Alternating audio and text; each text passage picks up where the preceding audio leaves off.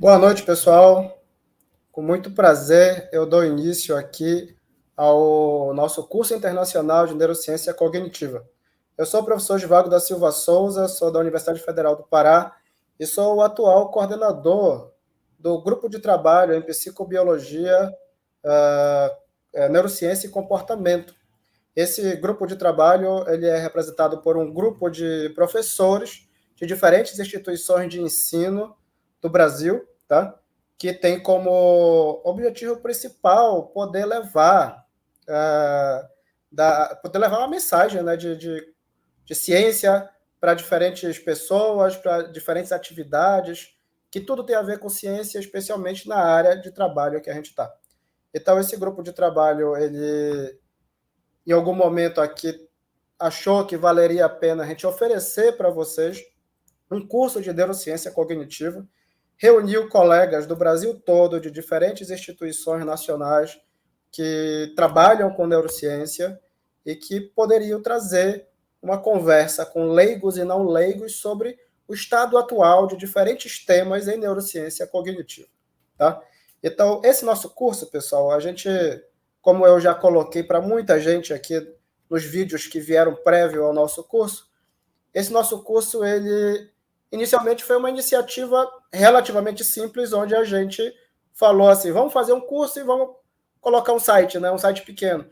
E ficamos extremamente surpresos com o volume de pessoas que tiveram interesse pelo nosso curso. Tanto que o site caiu, vocês todos devem ter vivido essa angústia que a gente teve na última semana para ver o site, a ponto da gente ter que montar um novo site que pudesse ter mais memória, pudesse receber todo mundo.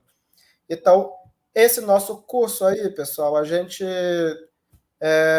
vai ter como a principal via de comunicação aqui nos vídeos do YouTube, tá?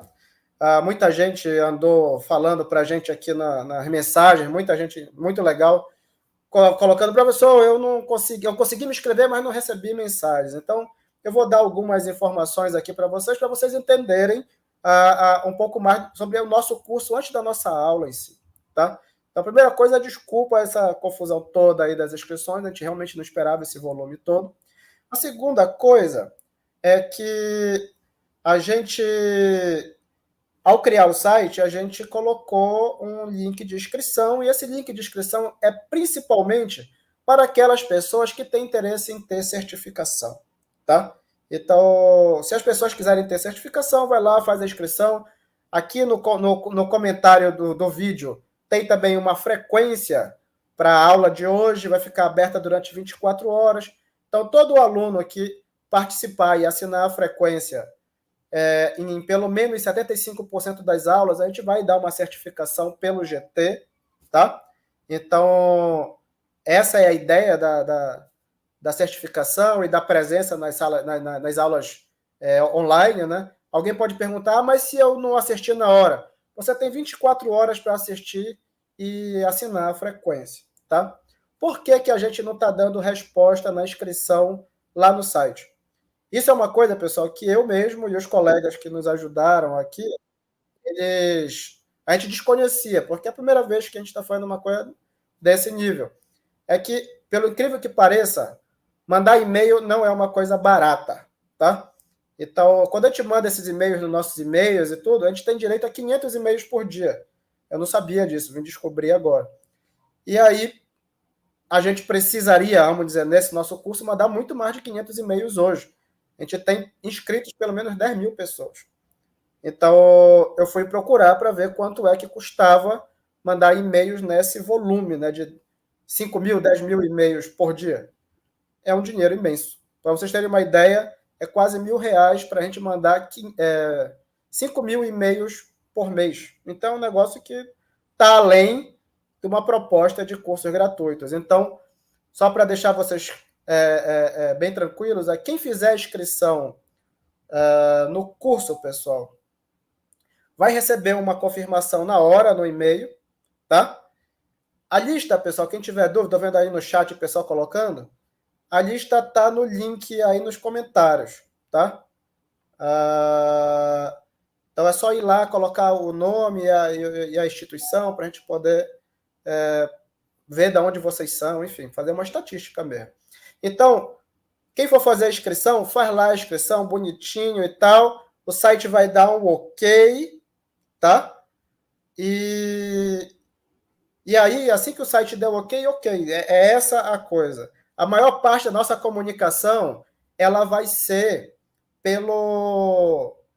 a maior parte da nossa comunicação vai ser por vídeo no YouTube, porque assim é mais fácil da gente chegar a todo mundo e sem custar grande dinheiro, tá? Então, pessoal, se por algum acaso der problema no link aí, tudo bem, a gente vai tentar resolver, ainda que a gente diga assim, não, a primeira aula não valeu, vamos dizer a frequência. Fiquem tranquilos, a gente não vai prejudicar ninguém caso o link. A gente está todo mundo aprendendo aqui. Mas, enfim, eu queria dar boas-vindas a todos vocês. Eu vou chamar aqui comigo os 2 coordenadores que trabalharam junto comigo na coordenação geral aqui. Então, eu vou chamar o professor José Aparecido e o professor Renato Leonardo. Então, são colegas aqui. O professor José Aparecido é da Universidade de Brasília, o Renato Leonardo é da USP, de Ribeirão Preto. Então, eu peço que o professor José Aparecido possa conversar com os nossos alunos aí antes da nossa aula. Bem, boa noite a todos. É uma satisfação estar compartilhando com vocês esse, vamos chamar, primeiro curso internacional de neurociência cognitiva e suas múltiplas facetas. É importante esclarecer como Zhivago, Renato e outros colaboradores emergiram com essa ideia. Há um tempo, existe um grupo que nós chamamos GT de Psicobiologia, que cruzam, que trocam sugestões, comentários, ideias de projetos e também troca de conhecimento específico, geral, acerca do comportamento e seus correlatos. Eu faço um pouquinho de reticências na minha fala, porque tem eco, tá? Então, a ideia surgiu que nós poderíamos agregar esse conhecimento diversificado, apresentado por cada um dos membros do GT, num agregado, num curso, que poderia alcançar a comunidade de especialistas, especialmente estudantes dos 4 quadrantes do país. Esse objetivo foi alcançado. Mas Zhivago e o professor Renato e outros colegas são extremamente ambiciosos. E eu compartilhei com eles essas ambições, ou essa ambição central. Ambiciosos porque resolvemos convidar colegas do exterior para participar conosco, compartilhar conosco. Também alcançamos sucesso. Não almejávamos ou não esperávamos que tivéssemos 8.000 inscrições. Nós estávamos na expectativa de termos, talvez, 5 dezenas ou 5 centenas. Mas alcançamos 8 milhares. 8.000 pessoas que poderão estar, de alguma forma, visualizando. Me resta aqui, no final da minha fala, agradecer. Agradecer ao Zhivago, que há tempos está se dedicando ao site, ao programa, aos convites, ao Renato, que tem dado toda a sustentabilidade para a organização desse evento que realmente internacionalizou.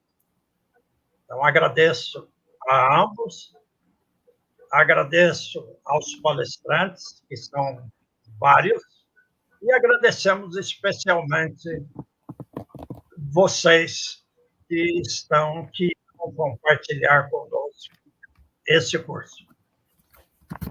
No início da nossa ideia, eu disse ao Givago, ao professor Renato, que nós tínhamos individualmente um grande conhecimento especializado. Era necessário agregar esse conhecimento e que pudéssemos democraticamente compartilhar esse conhecimento. Então, o GT, como um todo, alcançou este objetivo, ou estes objetivos acadêmicos. Eu diria, emocionalmente envolvido. Ninguém é mais forte do que todos nós juntos. Isso vale para a equipe das Olimpíadas, qualquer que seja a atividade esportiva, e vale também na ciência. Então, é um prazer estar compartilhando com vocês esse primeiro curso internacional de neurociência cognitiva. Sejam bem-vindos. Obrigado.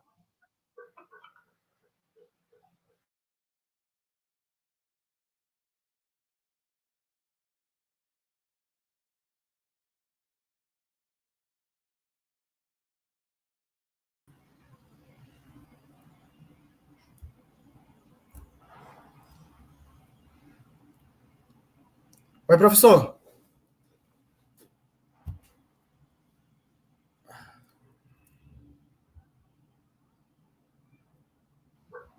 Você está gravando? Eu vou me retirar. Tá bom, tá bom. Obrigado. Então, pessoal, vamos... Eu estou vendo aí que tem muita gente falando em relação à questão do link, tá? Caso vocês tenham dificuldade, pessoal, não se preocupem com isso. Isso daí, para essa primeira aula, pode ficar aí de gostinho para vocês. Não se preocupem em relação ao link. A gente vai ver para a próxima aula, claro, corrigir se for o caso. Não é nenhum problema. Então, eu vou chamar aqui para conversar com a gente a professora Mariane Souza, professora da Universidade Federal do Espírito Santo, e ela vai apresentar o nosso convidado para dar a nossa aula magna. Então, professora Mariane, fique à vontade, por favor. Tá certo, obrigada, gente. Uma boa tarde, boa noite para todas e para todos. O meu nome é Mariane Souza, sou professora, pesquisadora aqui na Universidade Federal do Espírito Santo, aqui em Vitória, na região sudeste, né, do Brasil. E para mim é uma imensa satisfação apresentar para vocês o nosso palestrante de hoje, da aula inaugural, o professor William Barbosa Gomes, né? O professor William, ele tem uma carreira acadêmica, a formação base dele é na área da psicologia, lá na Universidade Católica de Pernambuco, mas ele tem um doutorado em Higher Education pela Illinois University, em Carbondale, nos Estados Unidos. E o professor William, acho que a gente pode considerar, sem dúvida, ele hoje numa posição de distinção, né, na psicologia brasileira. A carreira dele é extensa e muito produtiva. Ele foi, entre outros, fundador e editor da revista Psicologia e Crítica, que é uma das principais revistas, né, periódicos científicos na área da psicologia no Brasil. Ele foi também um dos fundadores do mestrado e doutorado da Universidade Federal do Rio Grande do Sul, e atualmente ele é professor aposentado, né, do Instituto de Psicologia da Universidade Federal do Rio Grande do Sul. Ele também é fellow sênior do programa de computação em psicologia dessa instituição, e no ano passado recebeu o título de professor emérito por essa mesma universidade. E o professor William também foi um dos instrutores da pesquisa qualitativa e da abordagem da fenomenologia semiótica no Brasil. mas eu considero assim, que os interesses diversos, né, do William, o seu olhar analítico, perspicaz, é que fizeram dele assim, uma referência, né, importante nessa área de análise crítica, principalmente, análise epidemiológica, da produção de psicologia.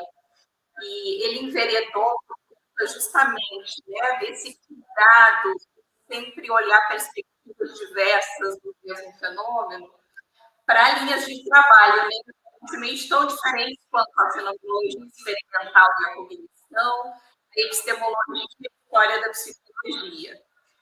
Mas eu gostaria de destacar aqui, principalmente, né, a importância desse olhar analítico, um olhar crítico e preocupado, especialmente com o avanço da pesquisa, né, e com a teorização psicológica. Então, eu finalizo dizendo que esse rigor analítico do William, eu acho que isso somado ao entusiasmo que ele sempre trata, né, de questões intelectuais complexas, certamente uma grande contribuição, e você vai poder agora acompanhar e perceber para essa aula inaugural do curso. Né? Eu considero assim, que, com certeza, o professor William foi um nome assim, muito feliz na escolha para essa aula inaugural. William, é um prazer, novamente, um orgulho acompanhar o seu trabalho, e eu passo a palavra aí para você. Um bom curso para todos nós. Muito obrigado, minha querida professora Mariane, pelas palavras que fazem o retrospecto da minha carreira. Isso a gente escuta quando já vai ficando assim idoso, mas eu quero dizer que estou muito feliz de estar aqui com vocês para esta aula e muito impressionado com a criatividade, a iniciativa dos professores do GT em Psicobiologia da Ampep. E aí eu tenho que falar alguma coisa sobre a Ampep, porque esses GTs iniciaram quando o professor Cláudio Rutz e eu organizamos o evento da Ampep em Gramado, isso há muitos anos atrás. E eu nunca imaginei que esses GTs fizessem tanto sucesso e se transformassem na grande produtiva estrutura da Ampep. Então, isso me deixa muito feliz. Outro aspecto que me deixa muito feliz é levar essa ideia da neurociências para um grande público, porque eu sei que nem sempre esses temas dispõem assim, de professores que possam tratá-los de maneira integrada com o conhecimento e com a história da psicologia.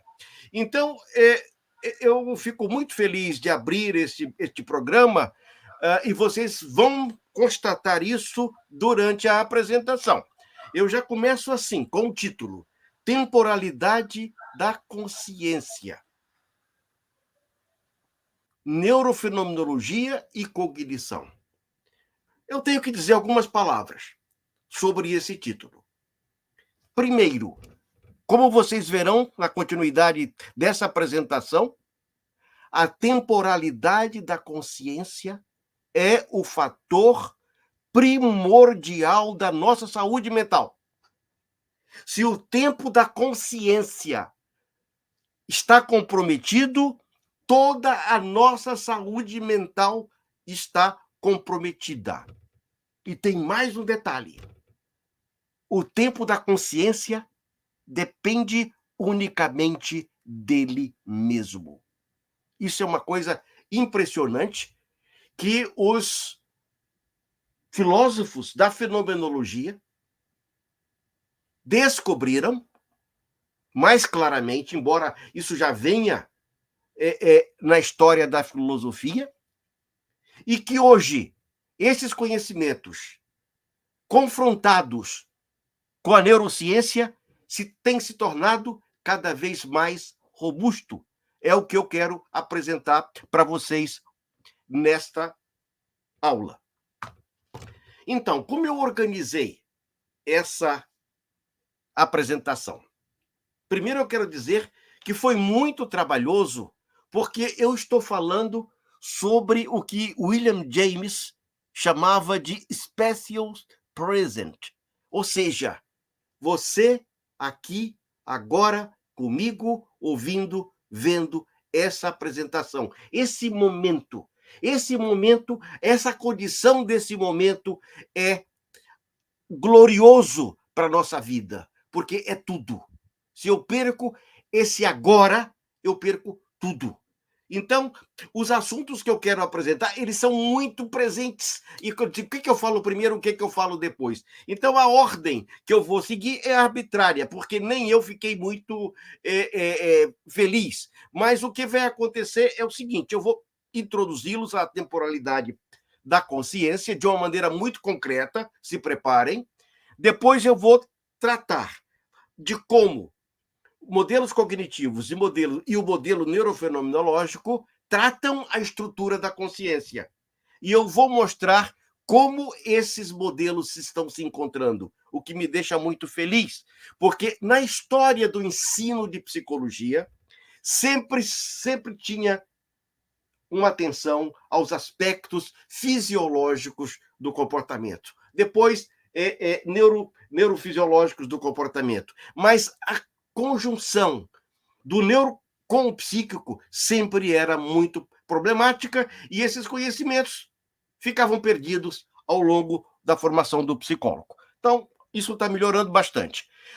Então, eu vou me dedicar, já indo para o final, sobre 3 aspectos: a consciência, que é o nosso objeto, e 2 modos de tratar ou de estudar a consciência: a introspecção e a reflexividade. Aqui eu espero mostrar a diferença entre introspecção e reflexividade e por que na história da psicologia se teve tanto problema com a introspecção, e eu acredito que agora sim eu vejo uma grande atenção ao estudo da reflexividade, e eu vou concluir com as pesquisas do nosso laboratório, que inclusive foram muito privilegiadas em contarem com a participação da professora Mariane, enquanto era doutoranda daqui do nosso programa de pós-graduação em psicologia da Universidade Federal do Rio Grande do Sul.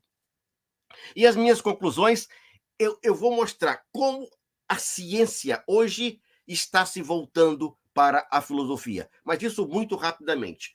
Eu quero dizer também que essa apresentação é, acima de tudo, uma apresentação visual.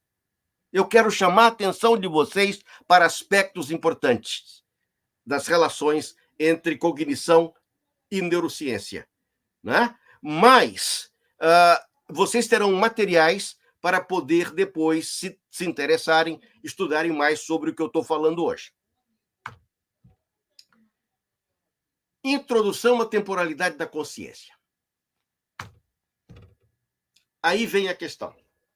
Que tal viver a temporalidade da consciência assistindo a um vídeo sem diálogos ou narração, mas com trilha sonora? Isso é um convite. E eu quero que vocês estimem o tempo da duração do vídeo. Então, pegue um lápis, um papel, sem olhar no relógio.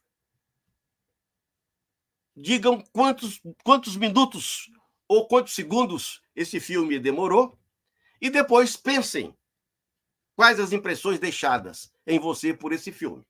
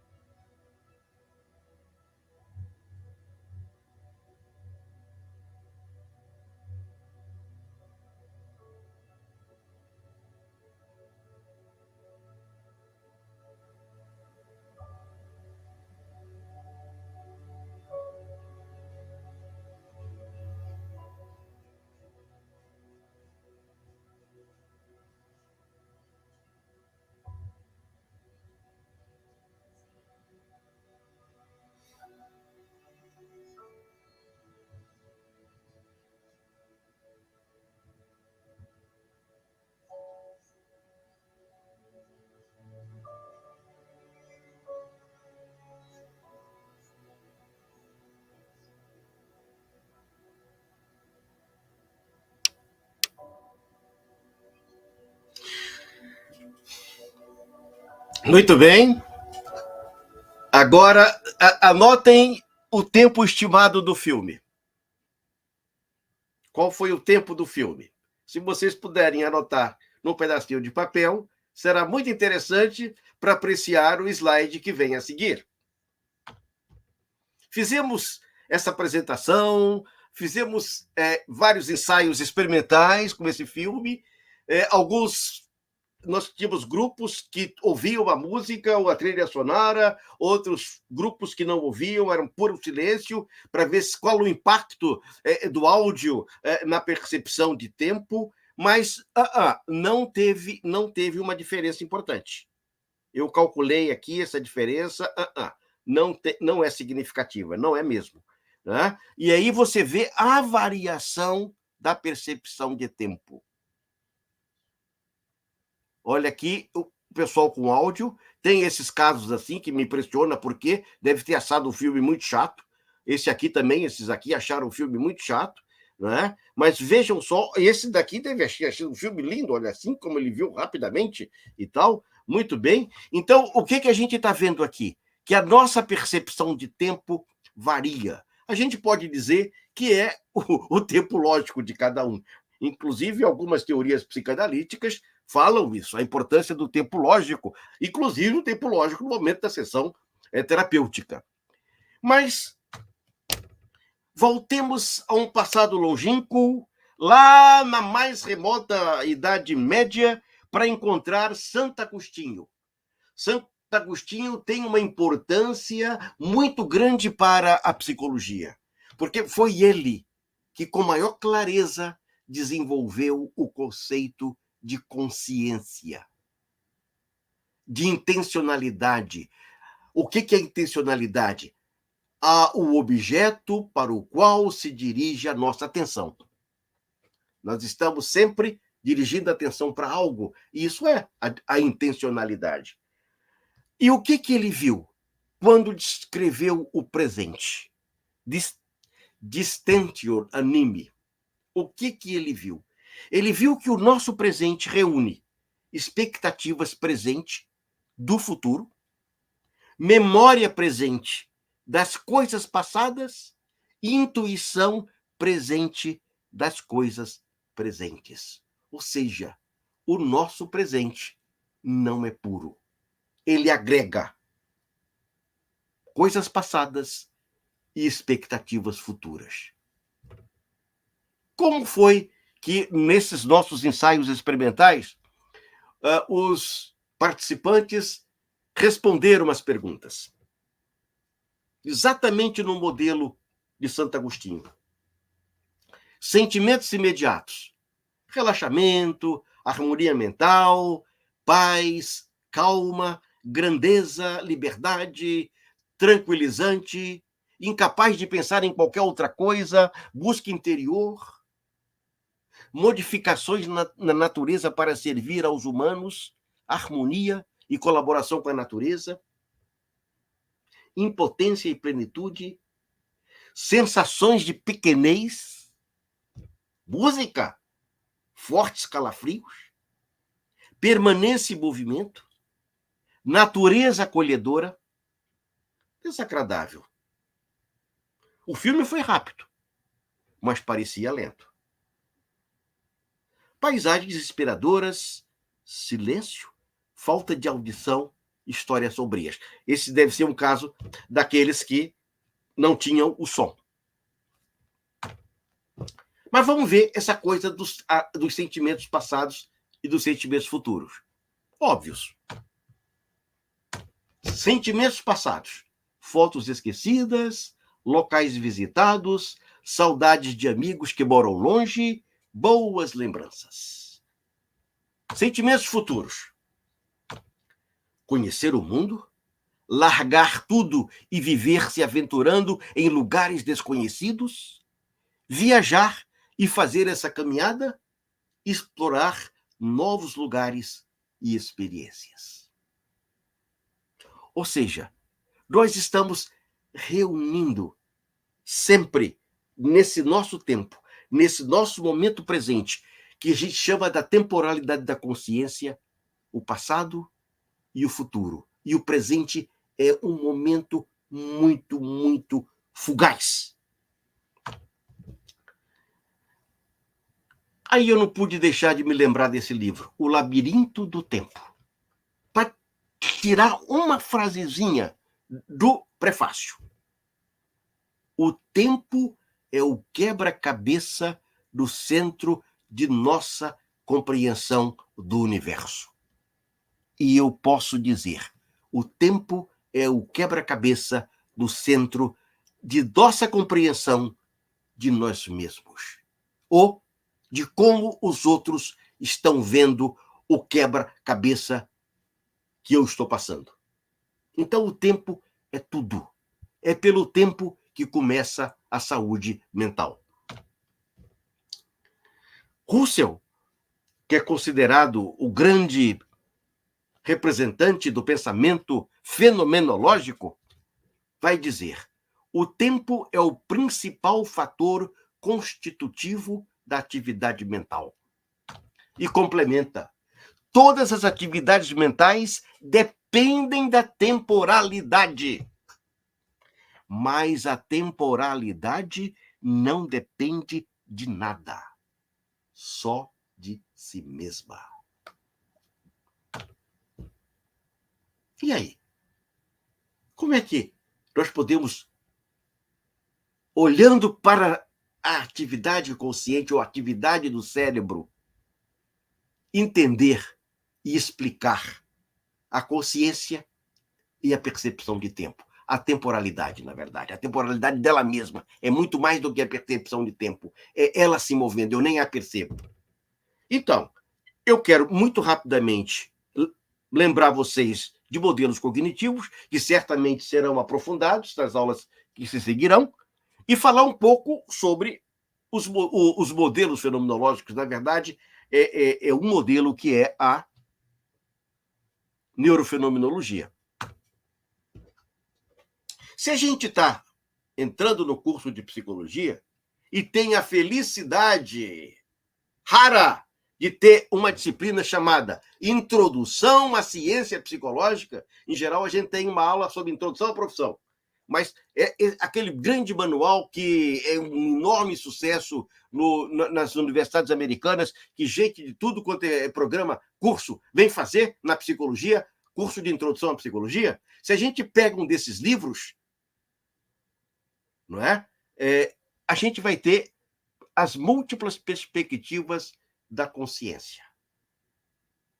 Eu até me lembrei agora de um fato muito importante na nossa pós-graduação, que às vezes nós recebemos estudantes interessados em fazer a pós-graduação em psicologia que vêm de outras áreas do conhecimento. O que a gente recomenda? Pega um livro de introdução à psicologia, estuda esse livro. Sabe o que ocorre? Quando a gente faz uma prova objetiva sobre ciência psicológica, eles se saem melhor do que quem fez os 5 anos de psicologia. Por isso que eu tenho, assim, uma grande apreciação sobre esses livros e escrevi um texto sobre a história dos manuais de psicologia. Mas vamos lá. Quais são as múltiplas perspectivas? A psicológica, experiência imediata. Por aqui começou o laboratório de Wundt. Funcional, habilidades para relatar a experiência, tomar decisões, dirigir o comportamento. 3 coisas importantes. 3 coisas importantes. E aqui a importância do pensamento funcional é como olhar o seu processo de adaptação e de respostas ao mundo. Essa palavra adaptação, ela sofreu uma certa crítica ingênua, dizendo que se adaptar é se entregar, é se acomodar. Não. Adaptação é esse processo criativo, construtivo da sua relação com o mundo, da sua capacidade de crescer e fazer crescer. Bom, se você vai para a medicina, você tem os níveis de consciência, que vai até o coma. E eu fiquei muito surpreso que eu fui para um congresso de consciência, só dedicado à consciência, e eu fiquei impressionado com o número de médicos anestesistas Por que eles que estavam lá? Ah, porque a gente desliga e liga a consciência. Mas o que é isso? Tem o pessoal da física que estuda a consciência, e tem o pessoal neurocientífico, eu vou falar um pouquinho sobre eles, e a filosófica, que eu vou concluir essa apresentação tratando dos aspectos filosóficos. E, na verdade, epistemológicos.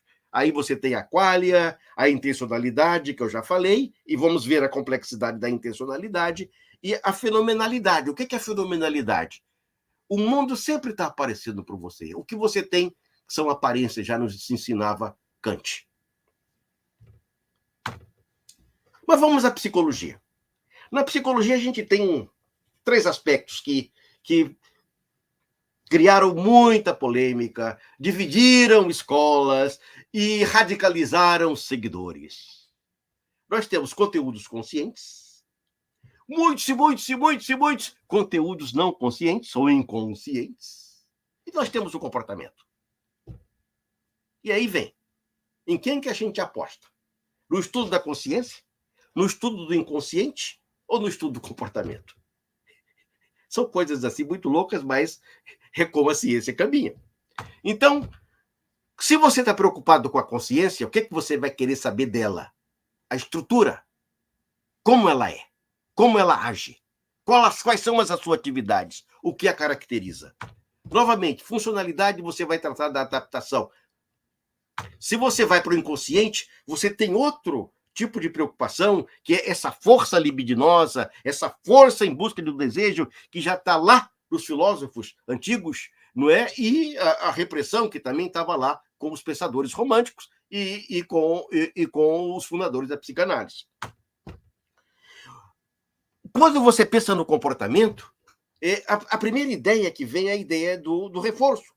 Mas a grande contribuição dos teóricos do comportamento foram as noções de contingência, porque nós estamos permanentemente submetidos a contingências. A percepção que vem do pessoal da Gestalt foi um ramo teórico de grande importância para o despertar da psicologia cognitiva, que vai revolver e nos trazer a importância do estudo da memória. E hoje isso tudo é coroado com a neurociência, ou seja, não estamos simplesmente pensando ou fazendo experimentos muito curiosos, mas muito mais, quem sabe, próprios para provar o que pensa o experimentador do que realmente iluminar a ciência. Mas com essa junção, você tem uma ciência muito mais robusta. E eu vou dizer uma coisa para vocês. Todos os aspectos, esses 6 aspectos que eu apontei aqui, são descobertas notórias da ciência da psicologia. Descobertas notórias. Nenhuma delas é para ser jogada fora. Todas elas são importantes. E a gente vai ser um profissional poderoso, um cientista poderoso, um experimentador poderoso, se a gente conseguir compreender e integrar essas grandes descobertas da psicologia. E aí vem a minha homenagem à Revolução Cognitiva, com 3 das suas obras mais representativas. O Jerônimo Brunner, muito conhecido entre nós, seu livro é de 1956, O Estudo do Pensamento. Depois vem o Chomsky, Noam Chomsky, com estruturas sintáticas. Esse livro que revolucionou o pensamento psicológico para mostrar os limites da teorização behaviorista. Qual é o problema das teorizações? As teorizações, elas chamam o mundo para si e reduzem o conhecimento a si mesmas, mas elas são sempre incompletas. Sempre incompletas. Por isso que você precisa ter um olhar mais vistoso. E o livro que vai consagrar a psicologia cognitiva é esse aqui, do Urkneiser, de 1967.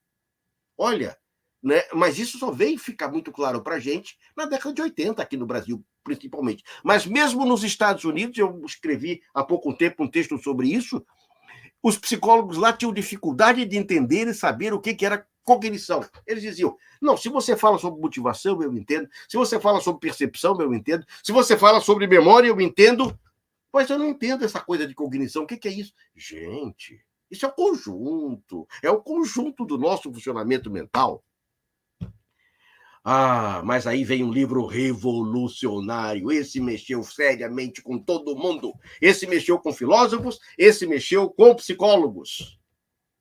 Escrito por David Chalmers. The Conscious Mind. In Search of a Fundamental Theory. A mente consciente à procura de uma teoria fundamental. Ou seja, ele está dizendo que até agora a gente não está com conhecimento satisfatório sobre a consciência. Como os processos físicos no cérebro, diz ele, dão origem à mente autoconsciência e a sentimentos tão profundamente variados como o amor ou o ódio, prazer estético ou anseio espiritual. É um livro de 1996, última década do século passado. E agora a gente tem o seguinte dilema, ou a seguinte questão para resolver. Qual a natureza da consciência e qual a função da consciência? Então, é um problema muito curioso, porque você tem tanto um problema ontológico, qual a natureza da consciência, e um problema epistemológico, qual a função da consciência. E eles disseram, essa coisa da função, vocês já sabem, isso é um problema fácil, esse problema. Mas saber como esse conjunto de neurônios abrem o espaço para que o mundo apareça para você, que você vai dormir e se apague, você acorde e tudo aparece para você de volta? O que é isso? Como é que pode? Como é a engrenagem desse cérebro para que esse aparecimento ocorra para você? Então, eu gosto de ter um arquivo histórico do que acontece na psicologia e do que eu estou fazendo. Então, eu coloquei aqui em vermelho. Esse primeiro aqui, Gomes. Consciência e comunicação. A ordem e o caos na constituição do sentido. No momento em que eu apresentei aquele filme, eu estava provocando a sua capacidade de constituir sentidos. Essa constituição de sentidos já nos acompanha desde os primórdios da origem dos humanos. Isso foi em 1996, o mesmo ano do livro do Chalmers, quer dizer que eu não conhecia o livro dele. O pessoal lá em São Paulo, que organizou esse congresso, publicou um livrinho depois, não é? Já foi em 99. E nesse livrinho eu falava sobre 3 teorias da consciência, além da teoria fenomenológica. Eu falava de uma teoria cognitiva do Bars, que depois vai chamar de Global Workspace. Eu falava do Dennett, Time and the Observer, The Where and When of Consciences in the Brain, Tempo e Observador, o onde e quando da consciência no cérebro. E eu falava sobre Rosenthal, a independência da consciência e a qualidade sensorial. 3. Eu já falava ali. Muito bem. Agora, procurando revisar a literatura recentemente, eis que vem a surpresa. Nature Reviews Neuroscience 2022. Teorias da consciência. E o que os autores vão falar? Quais são, hoje, as mais importantes? Rosenthal, que eu coloquei no meu artiguinho de 99. Global Workspace Theories, do Bars, também estava lá no meu artigo. Esse não estava. Recurrent Processing. Integrated Information Theory. Essa está sendo muito, muito discutida. A IIT. E vejam só, ele se refere à neurofenomenologia. Claro. Só 3 ou 4 linhas. Mas referiu à neurofenomenologia. E o Dennett continua muito, muito desconfiado se essas coisas todas vão dar certo. Bem-vindo à forte ilusão. Então, eu pensei em descrever essas teorias, mas isso eu vou deixar para outros colegas mais versáteis do conhecimento do cérebro, mas eu vou mostrar, prestem atenção aqui, como é que eles vão enfatizando partes do cérebro que eles entendem como prioritárias para o aparecimento consciente. Muito jogando entre o visual, aquilo que depois você entrega lá no córtex pré-frontal. Mas vejam só, preste atenção a essas bolinhas vermelhas.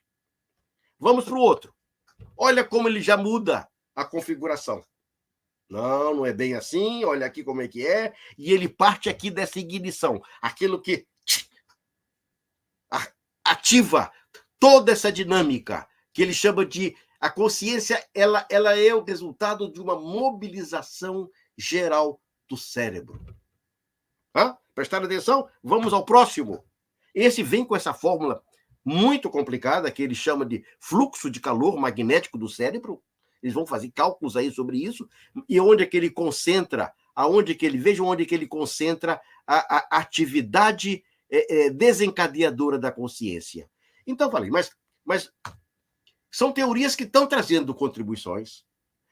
Elas são apoiadas por evidências, todas têm críticas, e um dos aspectos que se utiliza para apoiar uma ou outra, para que essas teorias busquem apoio para as suas posições, são os casos patológicos, onde partes do cérebro adoecem ou são comprometidas, e o que acontece nesse processo geral. Então, vejam só, esses aqui estão interessados em atacarem o problema difícil, the hard problem, da consciência.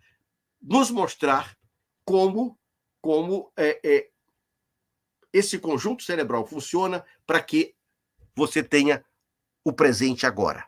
E daí, o passado e o futuro. Mas vamos aos modelos cognitivos.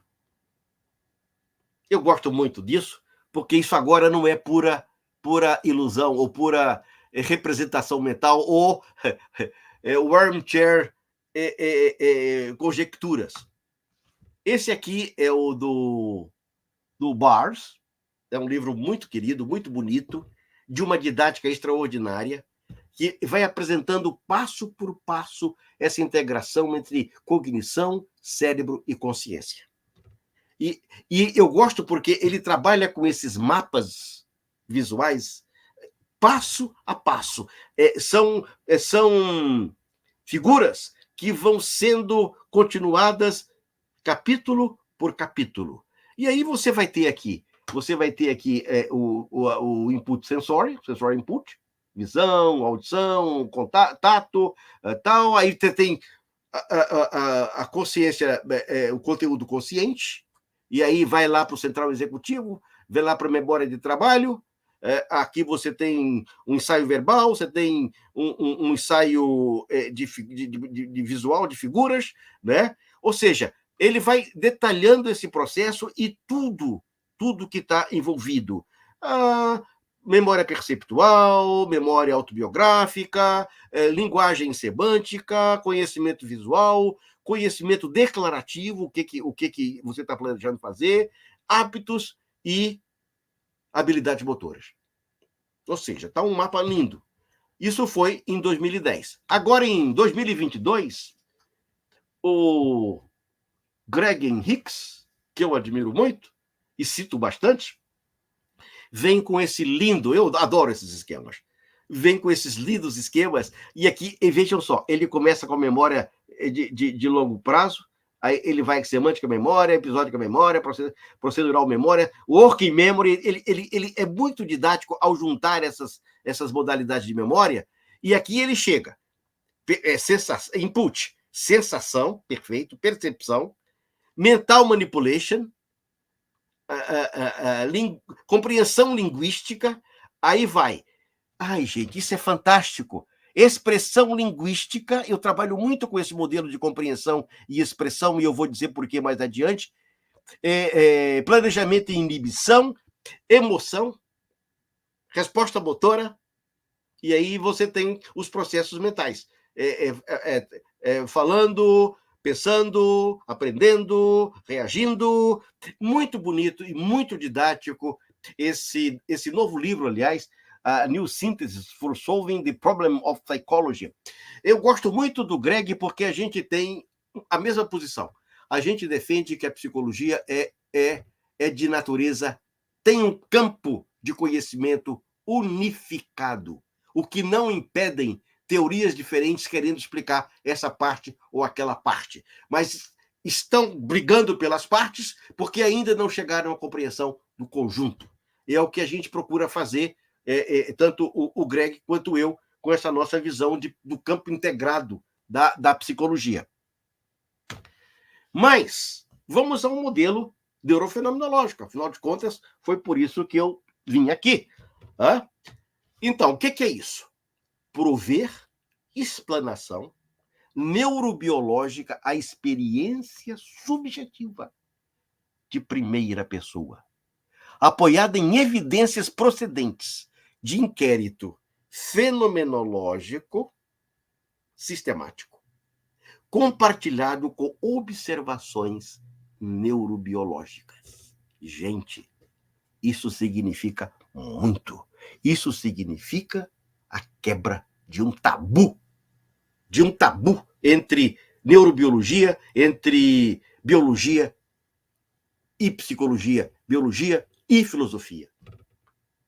Mas a experiência subjetiva sou eu e a minha vida de cada momento, de cada hora, continuadamente, que é de primeira pessoa, só eu sei dela. E quem chega ou nos ajuda a chegar nessa primeira pessoa são os métodos da fenomenologia. Mas sozinhos não. Nós temos que ir para a terceira pessoa as observações, e aí você vai ter agora as informações neurobiológicas. O modelo neurofenomenológico diferencia-se das teorias da consciência por não se ater à identificação de processos informacionais, conscientes e não conscientes. Eu volto aqui. Quando eu digo que eu gosto dessa linguística comprehension e linguística expression, a expressão e a compreensão, você pode também colocar aqui nesse lugar, percepção também funciona, e expressão também funciona, e comportamento, e agência, e tudo. O que eu gosto? Que esse processo aqui, entre compreensão e expressão, não é um processo digital. Não é um processo informacional. É um processo comunicacional. E eu espero responder ou esclarecer até o futuro dessa apresentação. Aqui está o meu quadro de honra. Eu estou seguindo um pensamento que vem de William James, The Principles of Psychology. 10 anos para escrever esse livro. Edmund Husserl, On the Phenomenology of the Conscience of the Internal Time, sobre a fenomenologia da consciência do tempo interno, que é o que eu estou falando. Foi de 1893 a 1917 para escrever o livro. Gente, ciência séria se faz assim. Essa é produção científica. A gente tem que superar esse afã de produtividade no qual os pesquisadores não têm tempo de pensar. Não tem. É tudo correndo. E ninguém consegue ler o outro, de tanta coisa que tem. Quem vai retomar, trazer uma visão neurobiológica, de neurociências, para esse tema é o Varela. Eu fico muito pesaroso. Ele nasceu no mesmo ano que eu nasci, 1946, faleceu em 2001, de câncer, em Paris, embora ele sendo chileno, mas foi ser professor em Paris. Felizmente, o assunto não morreu. E nós temos um bom representante de 2021, que é o Feldes, que também agora é um professor aposentado. Aliás, eu tinha que ter dito isso no começo. eu espero que está muito mais provocando do que esclarecendo, porque nós estamos com um grande conhecimento, um conhecimento quente em andamento, e a gente tem que torcer para que as nossas universidades tenham laboratórios para vocês levarem adiante essas pesquisas. E aí vem a encrenca, juntar a consciência com o cérebro. Tem uma lacuna. A consciência é fenomenológica, não tem como não ser. Mas o cérebro é neurológico.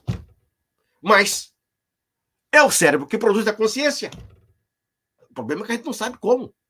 Tá? Então, o que você tem aí? Você tem dados neuronais, modelos computacionais, modelos psicológicos e análise filosófica para tentar nos ajudar a resolver a lacuna, se é que a gente vai resolver. Desafio para uma ciência objetiva da consciência é dissecar um fenômeno essencialmente subjetivo, como vocês viram na atribuição de tempo ao filme. O que é consciência fenomenal? Isso é um problema fácil. Conteúdos experienciais reconhecíveis presentes no campo da atenção.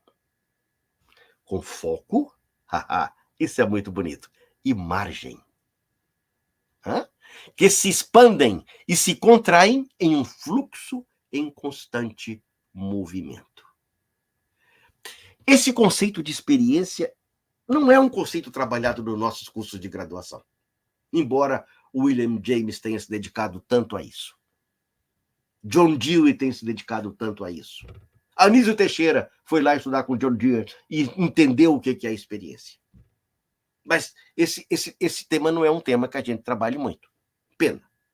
Esse é o primeiro aspecto. Nós temos que trabalhar essa ideia de experiência presentes num campo, que é o campo de atenção, com foco e margem. E aí vai o fluxo. Então, vejam bem, se tem foco e tem margem, esse foco vai se movendo no seu percurso. A consciência abrange todos os estados que uma pessoa pode experienciar, novamente o termo, incluindo as condições psicopatológicas e droga-adição. Na verdade, a droga-adição é um processo de ignição forçada para o campo experiencial. Essa que é a verdade. Quando vocês estavam vendo o filme, vocês estavam, e desejosamente, numa atenção direcional. Imaginem que aqui é o filme correndo e você está vivendo esse tempo, né? E aí você tem, no filme, 3 minutos e 43 segundos. Foi um jeito de mostrar para você o que você vive a todo tempo. Muito, muito doido, mas a aula é assim. Muito bem. Então, o que os modelos cognitivos dizem? Você tem a memória. E o que essa memória vai te dar? Vai te dar uma síntese passiva do que está acontecendo. Você tem um olhar para o futuro. Onde é que esse filme vai dar? Isso é uma síntese ativa. Então você tem, ao mesmo tempo, quando vivenciaram o filme e quando vivenciam qualquer evento da vida de vocês, você tem um tempo objetivo, unidirecional, e um tempo subjetivo bidirecional.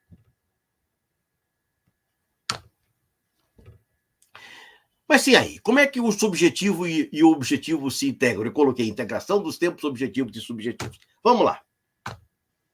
Você tem uma ordem sequencial do filme, cena por cena, passo por passo, unidirecional, desenvolve-se na direção do tempo objetivo, no qual o evento presente depende do evento precedente.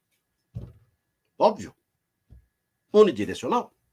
Mas você tem a ordem interpenetrada, que é bidirecional.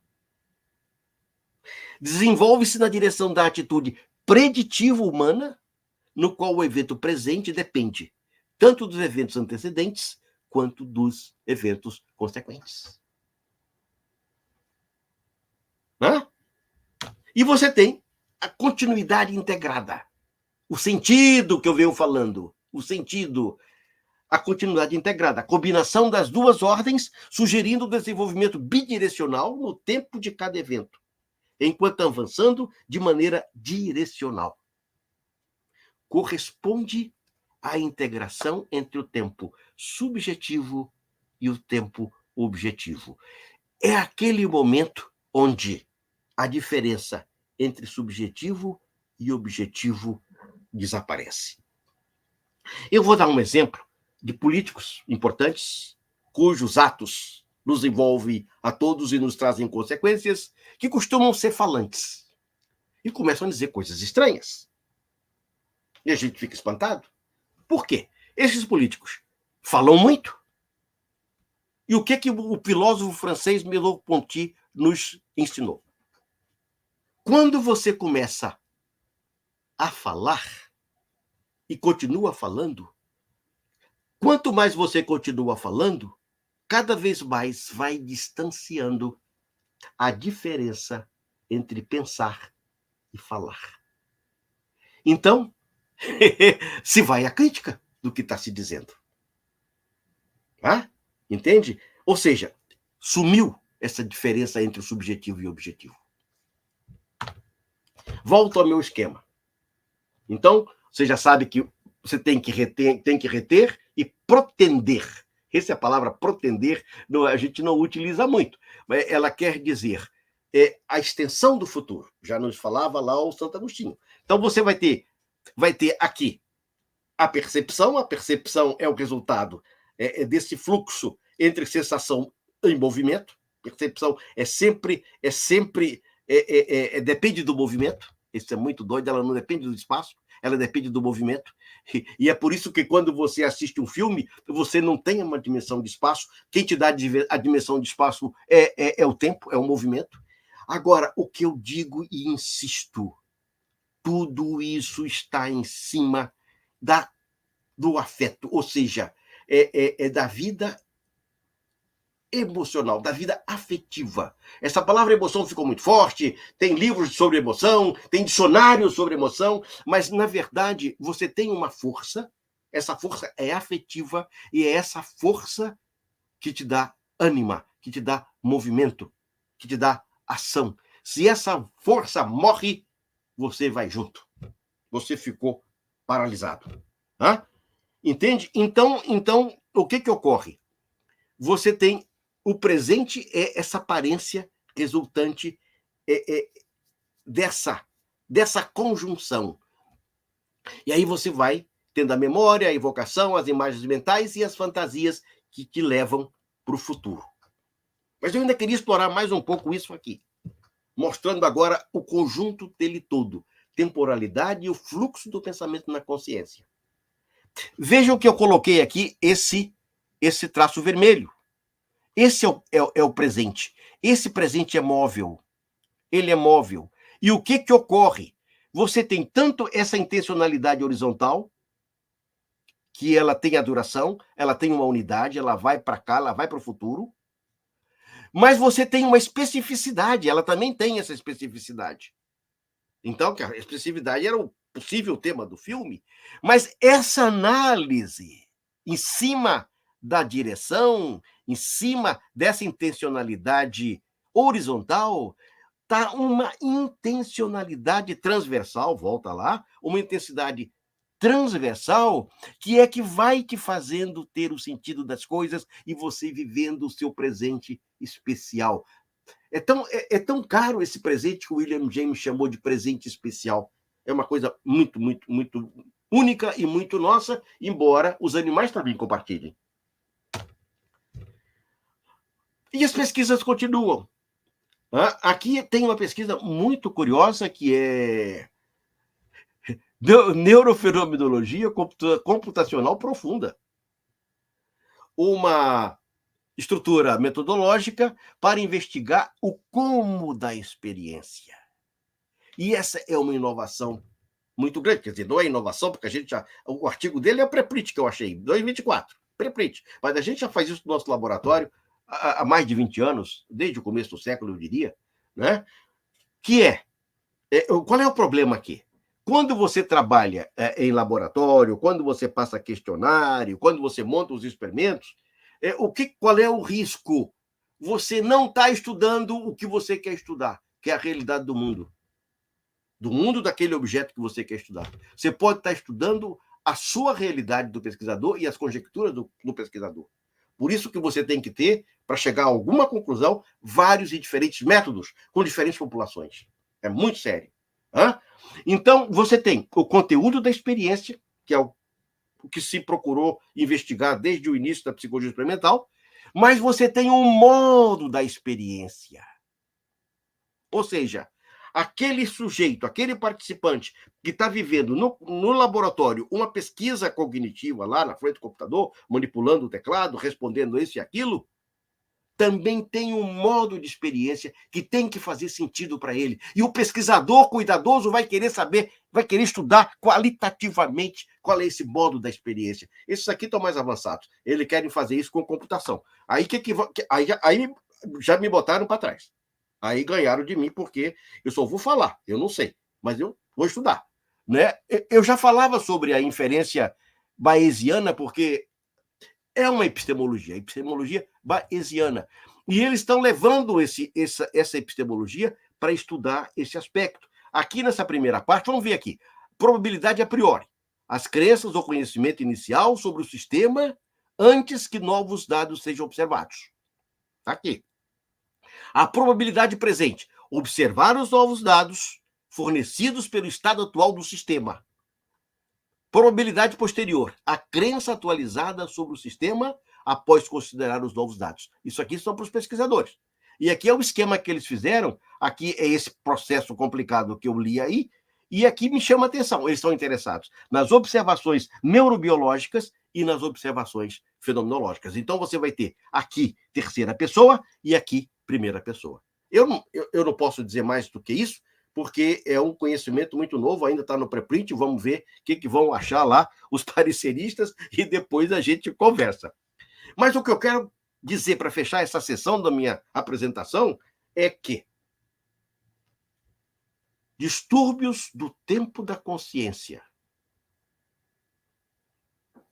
numa perspectiva fenomenológica e neurocientífica. Esse é o título, Distúrbios do Tempo da Consciência, numa perspectiva fenomenológica e neurocientista. O que ele quer dizer? Ele quer dizer o seguinte: a esquizofrenia é interpretada como um distúrbio estrutural da consciência do tempo.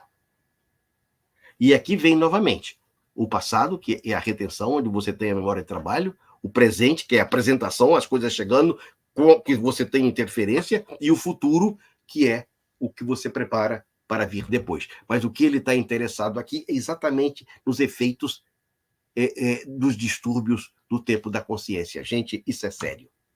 Agora vamos para a última parte. Vou tentar ser breve, sem abusar da boa vontade de vocês, sobre consciência, introspecção e reflexividade.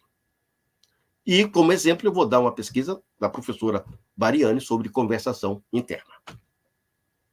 Conceito de experiência. Eu falei que esse é um conceito não muito bem trabalhado nos nossos cursos. Uma pena, porque é o conceito-chave da teorização psicológica. Então, vamos ver.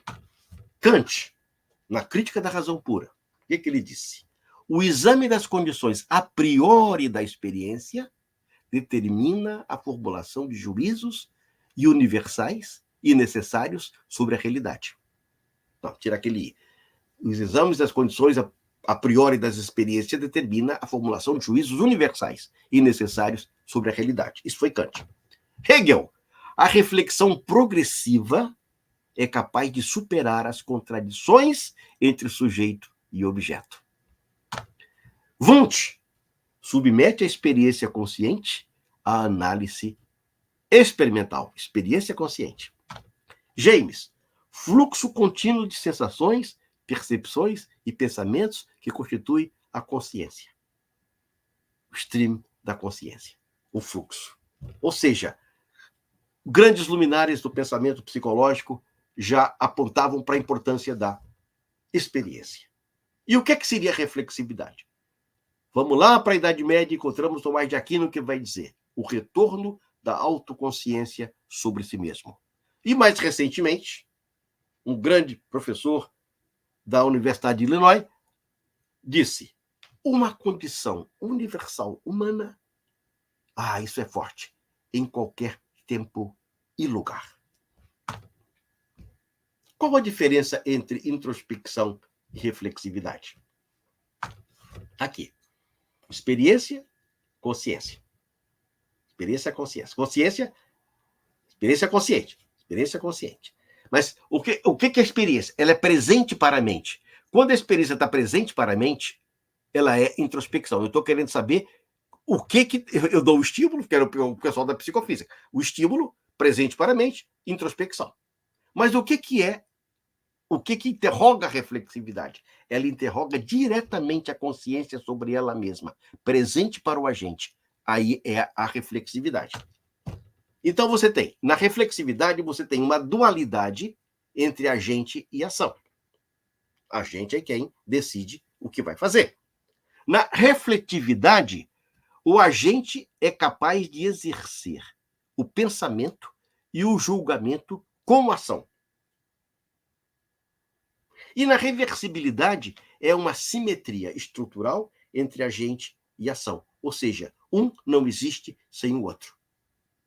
Isso aí é o que a gente chama de inclusão e exclusão. Porque não tem agente se não tem ação. Não tem ação se não tem agente. Então, isso é muito curioso. Se preparem. Se eu resumo os paradigmas, os grandes paradigmas da psicologia, que são os grandes eixos, em o eixo clássico, que partiu da experiência para chegar na consciência e no comportamento.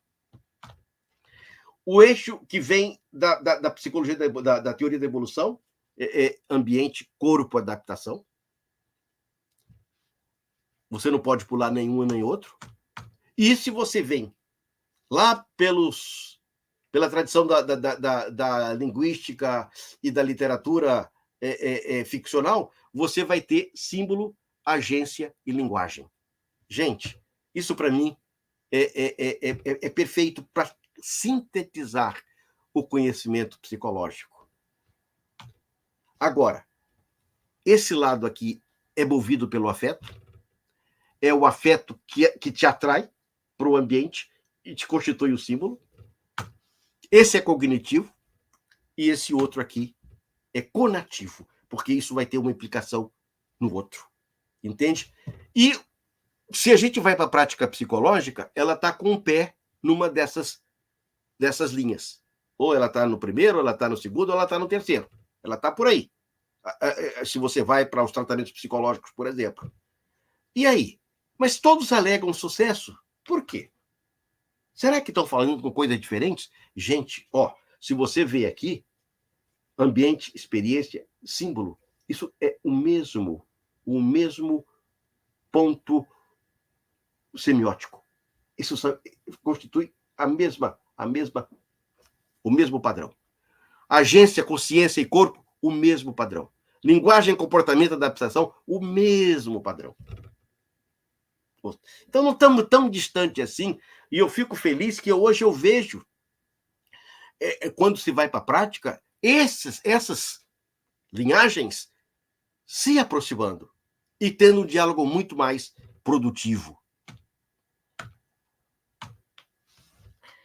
E aí volto à reflexividade, você tem agente e ação. Refletividade, você continua com agente e ação, mas quando chega na reversibilidade, um toma o lugar do outro. E assim você vai. Eu posso fazer isso com compreensão e expressão também. Conversa interna. Conversa interna hoje é considerado um dos grandes meios de estudar a reflexividade. Ela tem diversos nomes, estão aí eles, não vou me deter, e vamos para a evolução. Já que nós estamos no curso de neurociências, vamos falar um pouco de evolução. O que ocorre na evolução? Você tem considerações ontológicas sobre a reflexividade. A reflexividade é uma função evolucionária. E que função é essa? Geração de signos.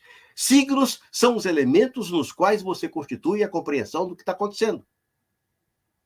Você compreende pelos signos.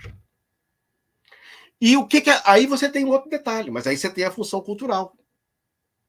Mas a função cultural especifica os signos. Ou seja, a função evolucionária é constitucional, é biológica.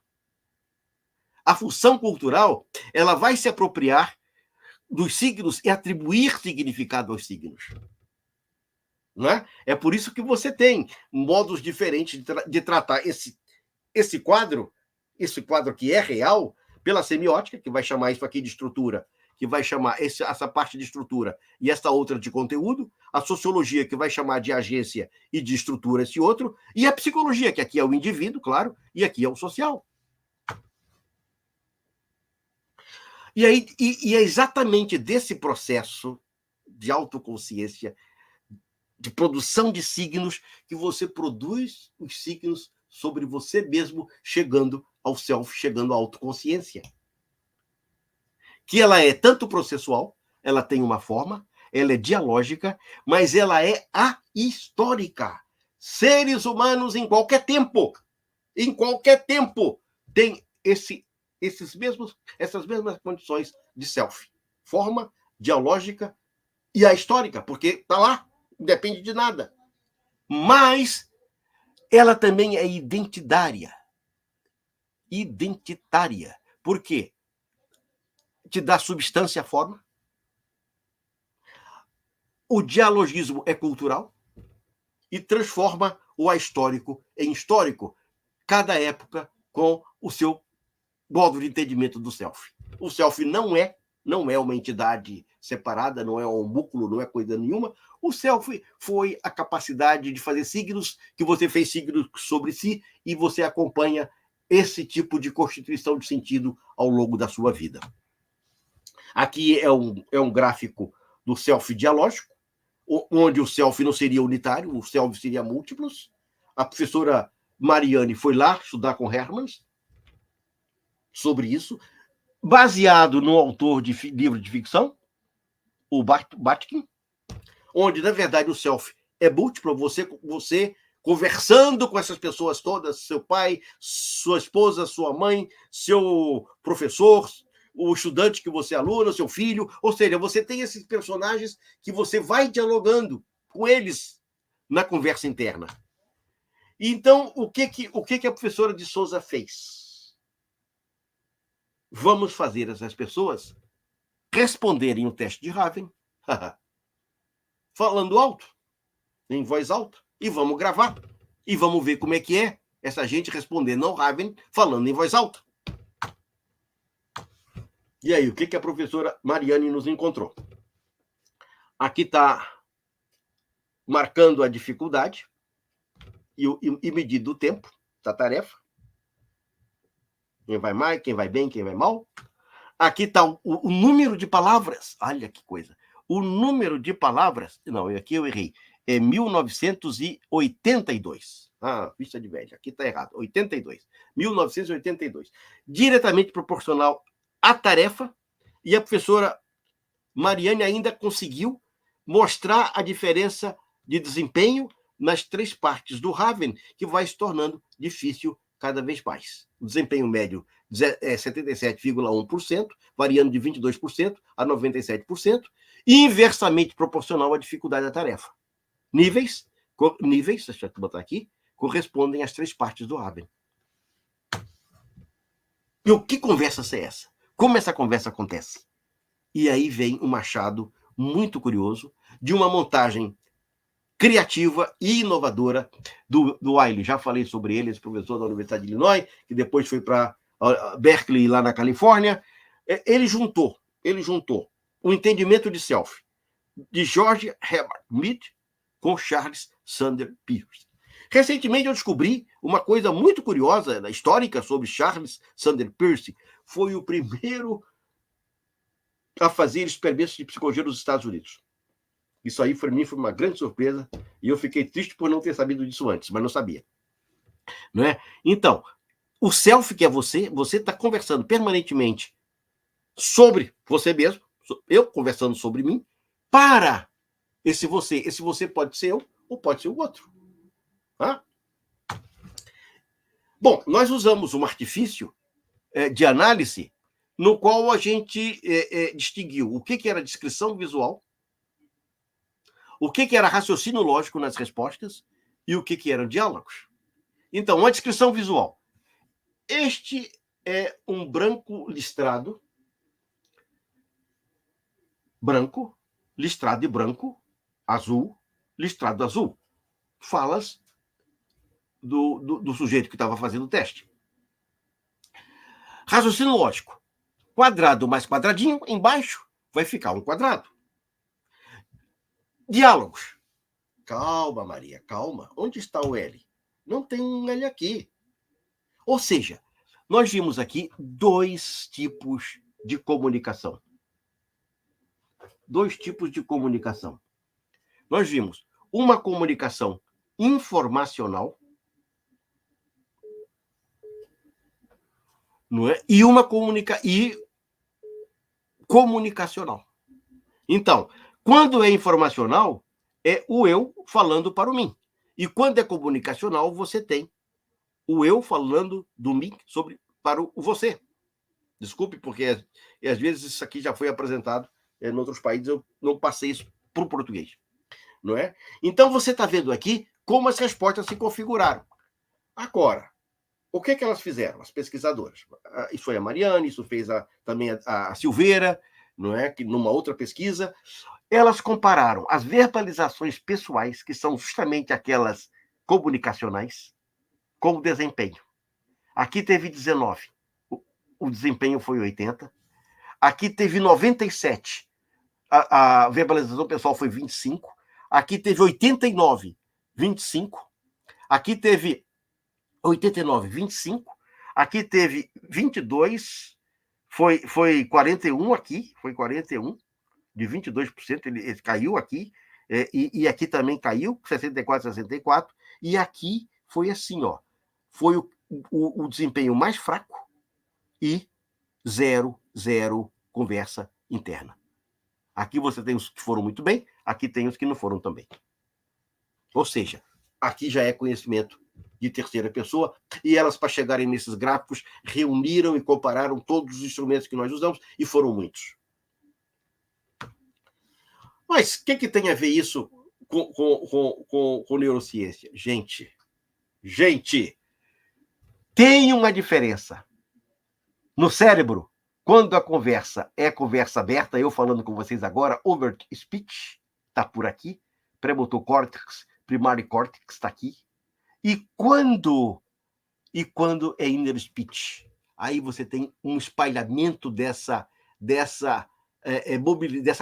ativação em diferentes partes do cérebro. Algumas áreas associadas com maior ativação no inner speech. Ou seja, a fala comigo mesmo é diferente da fala ao outro, a fala aberta, a over speech. Ou seja, as mobilizações cerebrais são diferentes. Logo, o inner speech não pode ser considerado como over speech, menos execução articulatória motora. Não é? É realmente impressionante essa conjunção entre os dados da neurociência, os dados e os dados da fenomenologia. Aí, recentemente, uma amiga minha, a Mariane, a Maria Adélia, me manda: William, veja esse artigo aqui. Not everybody has an inner voice. Behavioral consequences of anendofasia. Eles inventaram esse nome, anendofasia. Baixos níveis de fala interna tiveram desempenho inferior em uma tarefa de memória de trabalho verbal e mais dificuldade em realizar julgamento de rima em comparação com adultos que relataram altos níveis de fala interna. Isso foi, nós pedimos para fazer o Raven, eles pediram para fazer rima lá, Corrida Aparecida, né? O que eu quero dizer é o seguinte: o cara está aqui com 2024 cantando uma grande novidade que a gente já sabe desde a primeira década desse século. A gente, infelizmente, não dá a força necessária aos nossos estudos, e eles não dão para os nossos estudos e para as nossas instituições a mesma credibilidade. Conclusões, terminando, então, rapidíssimo. Olha, o que eu falei foi sobre qualia, corporeidade, corporalidade e comportamento. Qualia, o que é isso? Subjetividade, inefabilidade, intrinsecabilidade e privacidade. Qualia é a primeira pessoa, é você, seus sentimentos, seus pensamentos, que só você sabe e que você não fala tudo. Corporeidade é ter uma forma física, estar situado no mundo. Isso é muito importante. E não tem como não ser. Corporalidade, a sua experiência corporal, a integração corpo, identidade, existência e comportamento. Esse sim, observável, mensurável, externo, contextualizado, intencional ou automático e individualizado. Pode ser externo, mas pode ser interno, se você assume aquele conceito russo de atividade, que vem lá dos psicólogos russos, lá do tempo de Wundt. Tá? Então, o que eu quero dizer para vocês? Eu quero dizer para vocês que para a gente entender esse conjunto de articulações da nossa consciência, a subjetividade, a corporeidade, que é eu aqui falando para vocês agora sentado, né, situado, isso afeta a minha consciência, assim como afeta a consciência de maneira diferente vocês estarem acompanhando essa apresentação em vídeo, né? E a corporalidade, que é a sua identidade corporal, e o comportamento que o seu familiar, o seu amigo, o seu colega está vendo e eu não estou. O que isso quer dizer? Que para nós fazermos pesquisa hoje, para entendermos esse conjunto, nós temos que trabalhar não só a subjetividade, não só a objetividade, mas a intersubjetividade, que é daqui que nós constituímos como sujeito. Nós viramos gente pela intersubjetividade com os nossos pais. Entende? E a gente tem que considerar essas grandes perspectivas do funcionamento psicológico. E o que eu quero dizer agora, para terminar mesmo? Você, quando eu falava nessa diferença entre compreensão e expressão, você tem aqui um raciocínio digital e um raciocínio analógico. O raciocínio digital é informacional. O raciocínio analógico é comunicacional.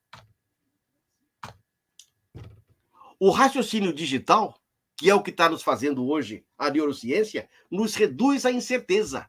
Será que o que eu estou falando sobre a consciência faz sentido? Tem base? Tem apoio? O raciocínio analógico, que é a pesquisa qualitativa, faz decifração de ambiguidade. Vai tentar esclarecer a sua vida subjetiva. O raciocínio digital é probabilístico. O raciocínio analógico é possibilístico. Tem essa palavra, achei ótimo. Diferenciação de possibilidades versus diferenciação de probabilidades. E aí você tem, de um lado, a ciência natural.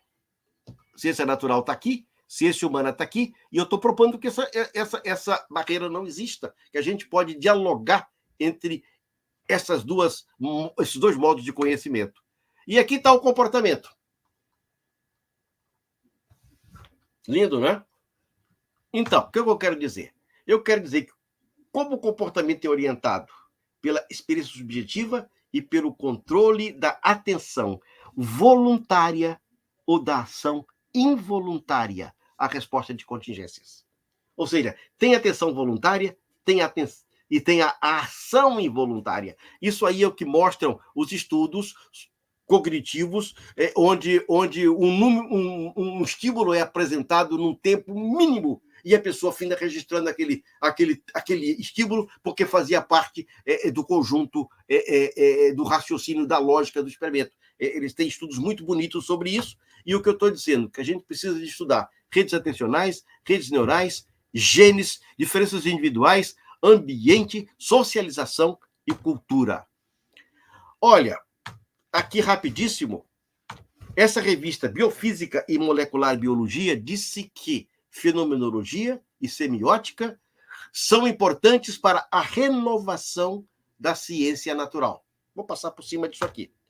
E esse senhor aí, Eric Cavalcante, estava no Estadão agora desse fim de semana, experimentos que testam física e a filosofia como um todo único podem ser nosso único caminho para um conhecimento infalível sobre o universo. eu seria menos otimista, mas eu acho que a perspectiva é boa.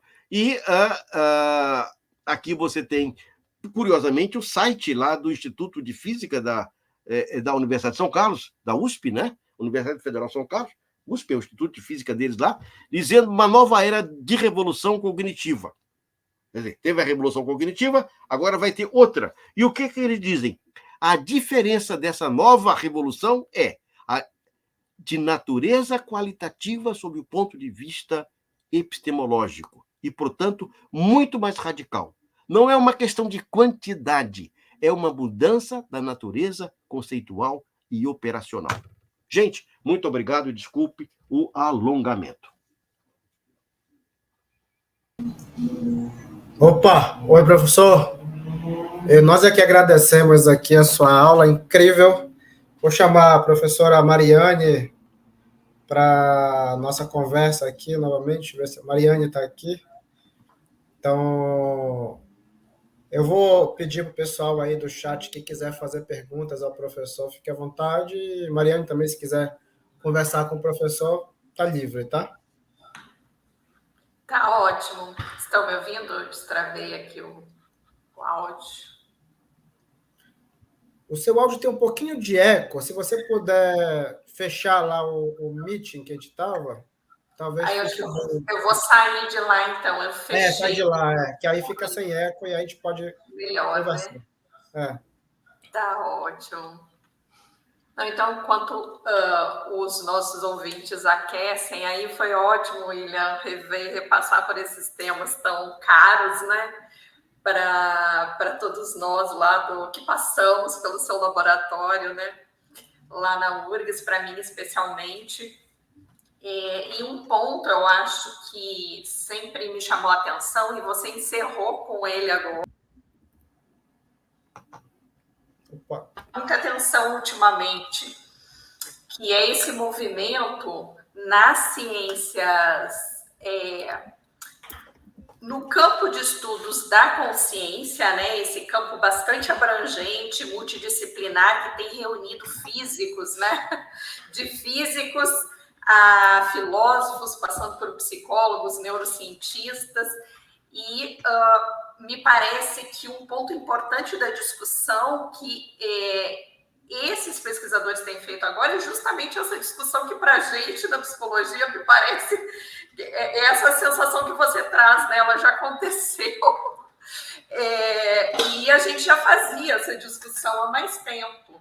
Mas tem um pesquisador, um filósofo italiano, Riccardo Manzotti, que tem uma proposta que eu acho bem interessante, e eu queria que você pensasse e falasse um pouquinho sobre isso, da identidade entre a mente e o objeto. A proposta dele é radical, assim, ele diz que, né, ele vai adiante do que Husserl fez com a fenomenologia, né, quando ele aproxima sujeito e objeto, que é um pouco essa aproximação, né, entre a primeira e a terceira pessoa, a objetividade e a subjetividade, e essa última aí que você diz, né, a filosofia e a física.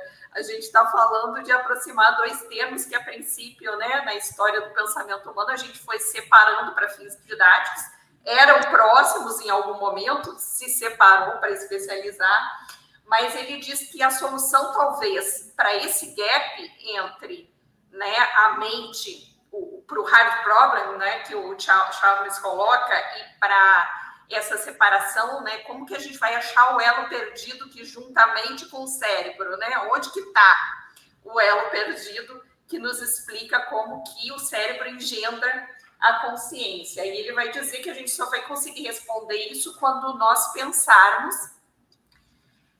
não pensarmos mais numa separação entre mente e objeto. Na verdade, o que a gente tem que começar a exercitar um pensamento, uma percepção da identidade entre a mente e objeto, de tal forma que o presente, aquele presente que você falou, e você trouxe aí exatamente uma ilustração do que ele fala, né? Aquele presente que é móvel, né?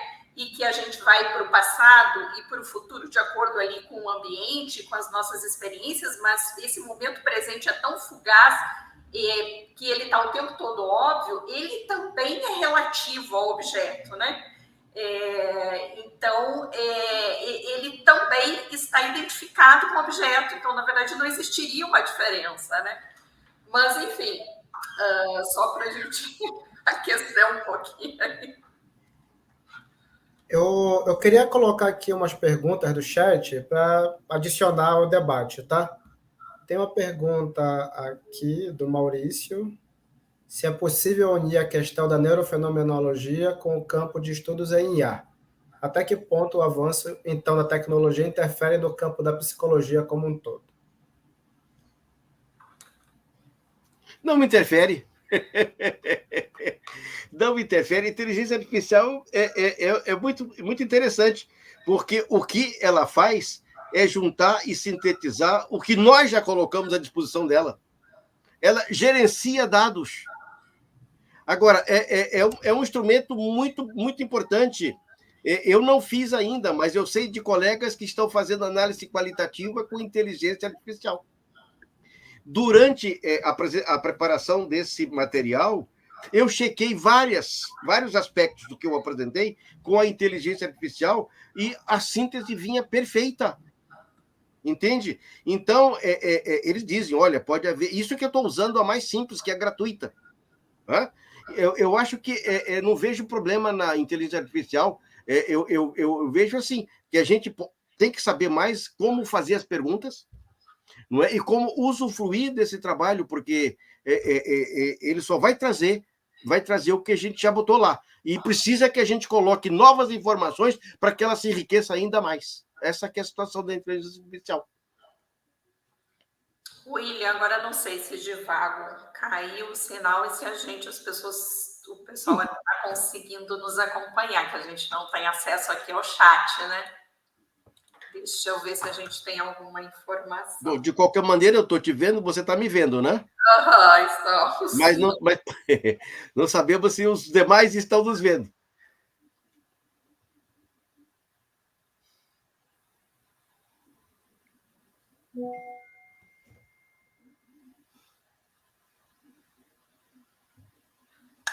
Eu fechei. Você está aí no Meet, William? Acabou? Não, eu fechei o meu para não dar microfonia, aí eu saí daquela sala para saber se o pessoal está passando alguma informação lá. Você consegue acessar aquela outra sala do Meet, só para ver se... Sim, eu estou com ela aqui. Divago está por aí ainda, está dando alguma informação. Aparecido? Aparecido? Tá ótimo. Não, tive um retorno aqui já do grupo que ainda estão acompanhando lá. Acho que foi só um probleminha com a conexão do Divago, que é o nosso coordenador. Então, a gente pode dar continuidade ao debate que o pessoal está nos ouvindo, William. Então, tá ótimo. Fica à vontade aí. Então, é isso que eu penso. Não é? Bom, a neurofenomenologia, em princípio, ela não tem absolutamente nada assim a ver com a inteligência artificial, não é? São articulações distintas, lembrando que a inteligência artificial trabalha por informação, redução de informação, redução de certeza. Né? E a fenomenologia ela está interessada justamente nesses aspectos ambíguos da experiência subjetiva, de como o mundo aparece para você e como você aparece para você. E a inteligência artificial, acho, né, William, ela trabalha com essa lógica que é digital, né? Trabalha com a lógica digital. Essa lógica de exclusão.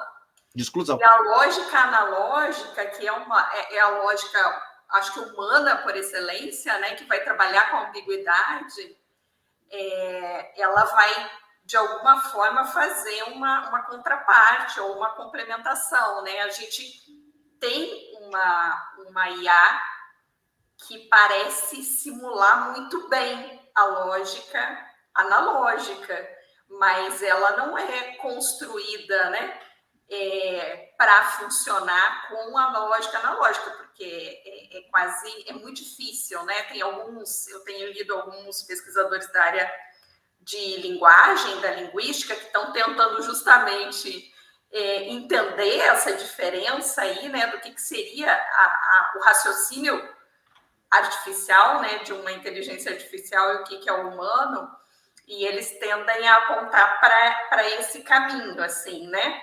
Você tem programas, né, algoritmos cada vez mais sofisticados, desenvolvidos por nós, seres humanos, que conseguimos dominar essa lógica analógica e embutir nesses programas, mas o programa ainda, por mais que ele seja alimentado, né, com possibilidade, por exemplo, de aprender com os próprios erros, enfim, ainda isso está muito distante de ele poder usar uma lógica analógica. Então, alguns textos da IA, por exemplo, que você pede para gerar, eles estão escritos gramaticalmente corretos, né? As frases são bem feitas, as palavras, as citações, mas se você pega o todo, às vezes, do texto, você percebe que falta uma coerência lógica em algum momento. Falta. Atrás dessa coerência lógica que esses pesquisadores estão indo. Mas o que nos dá essa coerência? Porque parece que é isso que diferencia essa, né, essa é bem observado. Você tem uma certa redundância nas respostas. Exatamente, uma repetição, né? Ou acrescentando, ou falando de outra forma, mas não fica evidente ali a análise crítica, né? Não. Em que medida é necessário fazer esse acréscimo? Mas aí você tem que fazer a pergunta. Você tem que fazer a pergunta. Quais as críticas que esse modelo teórico tem recebido? Aí ele vai trazer. E o mais interessante, eu pedi para ele a diferença entre corporalidade e corporeidade. Ele não só respondeu, como deu as referências. Dá as referências, né? Muito curioso. Exatamente. Que mais? Nós estamos aqui sem acesso às perguntas, a gente não consegue ter acesso aqui às perguntas do pessoal que está nos assistindo. Então, a gente está fazendo o debate aqui um pouco em cima dessas primeiras perguntas e da apresentação do William. William, tem mais alguma coisa que você gostaria de enfatizar? Não, eu acredito que agora a preocupação agora seria dar um pouco mais de legibilidade a esses slides para que as pessoas possam observar e ver com cuidado se querem entender um pouco melhor, não é? E eu estou com muita esperança que muitos dos aspectos levantados vão sendo gradativamente esclarecidos ao longo do curso. Eu acho que foi uma experiência muito interessante estar aqui com vocês e espero que esse curso... Eu gostaria de perguntar, posso responder? Tá aí o Aparecido. Pode responder, professor. Eu vou desligar.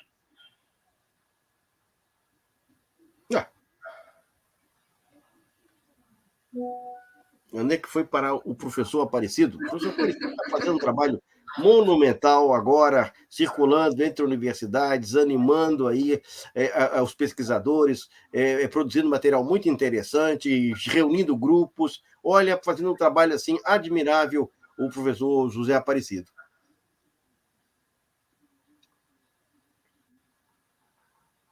Mas, Mariane, você é a grande continuadora desse projeto. Eu vi as suas últimas publicações, eu fiquei realmente muito impressionado que você está se aproximando muito fortemente da tecnologia, está juntando a tecnologia com as suas pesquisas fenomenológicas. Eu acho que essa demanda é bem importante. Eu tenho recebido assim, consultas, né, de colegas da engenharia, por exemplo, que querem entender, né, um pouco. Eles estão lá na outra ponta desenvolvendo essas programações, desenvolvendo esses softwares, né? Mas eles querem entender como que a gente pode ou aperfeiçoar, ou quais os limites, enfim, e para isso eles vêm até nós da psicologia. Então, é muito interessante. Eu acho que nós temos muito a contribuir, com certeza. Não é? Então, o que eu gostaria de deixar como palavras finais, tudo que eu queria era incentivar grupos de pesquisa nessa conjunção entre fenomenologia e neurociências. Dar continuidade a esse diálogo. Alô? Você está me ouvindo? Estou lhe ouvindo. Ok, eu preciso desligar um deles, tá? Desligue. Então eu vou desligar o Meet para não dar eco.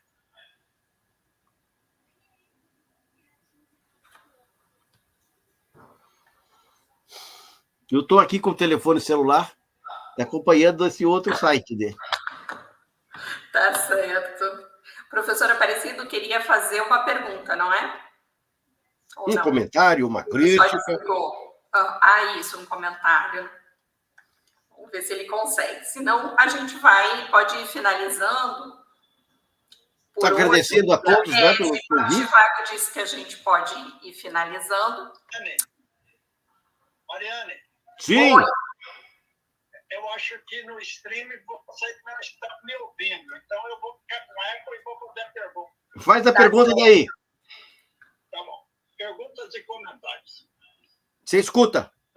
Eu quero dizer, primeiro comentário, parabenizá-lo pela magnífica aula magna.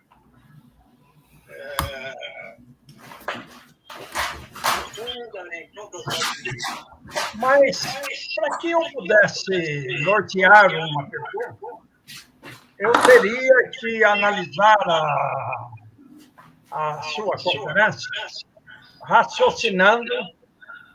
Agora, ok, Givago, eu vou sair daqui do... Não, você está agora. Você está no stream. Eu já liberei o senhor de lá. Pode ficar aqui. Ok, gerencia para não dar eco. Então, William, a ideia é a seguinte. Durante ao longo de toda a sua palestra, conferência, aula, Michael, eu percebi que você abordou diferentes construtos psicológicos. Você falou, essencialmente, praticamente todos os processos psicológicos básicos. Memória, pensamento, linguagem, inteligência, cognição, percepção psicofísica, de forma indireta, felicidade. Ok. Você nomeia. As pessoas que estão nos ouvindo, nomeia. A quantidade é enorme. Então, essa é a primeira colocação. E também percebi que cada um desses construtos, em algum momento, você nos sugere que talvez tenha uma dimensão só, mas em alguns outros momentos você nos sugere ou nos ajuda a especular de que cada um desses construtos psicológicos, e nós, estudiosos do comportamento, estudamos invariavelmente, se não sempre, os diferentes construtos psicológicos que nos alcançam no dia a dia. E muitas vezes você aborda as múltiplas facetas de cada um deles. Esse é um ponto que eu gostaria que você comentasse.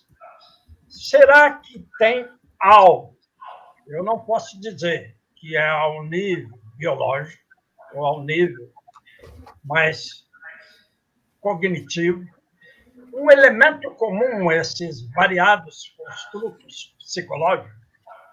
Será que, embora nós, de forma bem analítica, tendemos, quase que necessariamente obrigados, a pensar nas múltiplas facetas de um construto, será que o cérebro funciona de forma modular ou teria um fator geral, um elemento comum em tudo isso? Essa é a primeira pergunta. A segunda pergunta, também pude perceber na sua palestra que você nos mostra com bastante clareza, vindo desde os princípios da psicologia, para mencionar o William James, alguns antes e alguns depois, chegando perto do Fackler, o Stevens, obrigado por ter mencionado o meu velho pai teórico.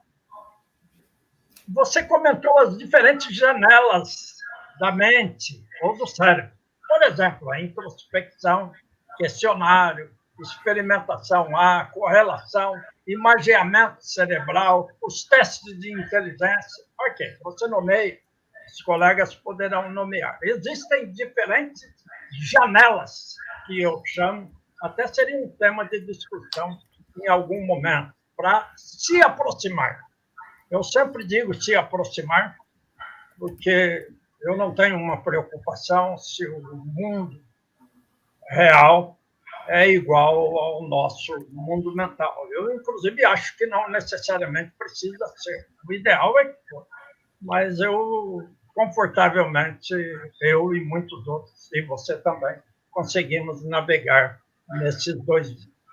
A minha pergunta viria o seguinte: você acha que é uma condição sine qua non, necessária, que o mundo psicológico tenha uma correspondência biológica, neurocientífica, como alguns dizem? É uma condição necessária que haja essa correspondência? Podemos navegar nesses 2 mundos profundos. O professor Aparecido, primeiro... Outra pergunta. Está claro? Está claro? Porque tem eco. Está claro, está claro. Obrigado. São essas 2 perguntas. Então, a primeira pergunta é sobre os construtos? Sim, as múltiplas. Você falou memória, você falou percepção, você falou experiência, você falou inteligência, você falou cognição, felicidade de vez em quando. Ok. Entra. Okay. Então, e a correspondência? Professor Aparecido, primeiro quero dizer que é uma honra falar para o professor Aparecido. É um dos psicólogos mais importantes que nós temos aqui no Brasil, com uma imensa produção. E essa pergunta que ele faz é muito pertinente, porque ele é um dos poucos psicólogos com uma visão geral de campo. Não é? A gente tem essa dificuldade porque as pessoas se prendem, justamente, é importante que faça isso, que se prendam a uma dessas janelas que ele falou. Vai estudar memória, vai estudar percepção, vai estudar consciência, vai estudar comportamento. Ou seja, são as janelas, como essas coisas são. E nós precisamos dessas informações. Nós precisamos dessas informações. Qual é o problema?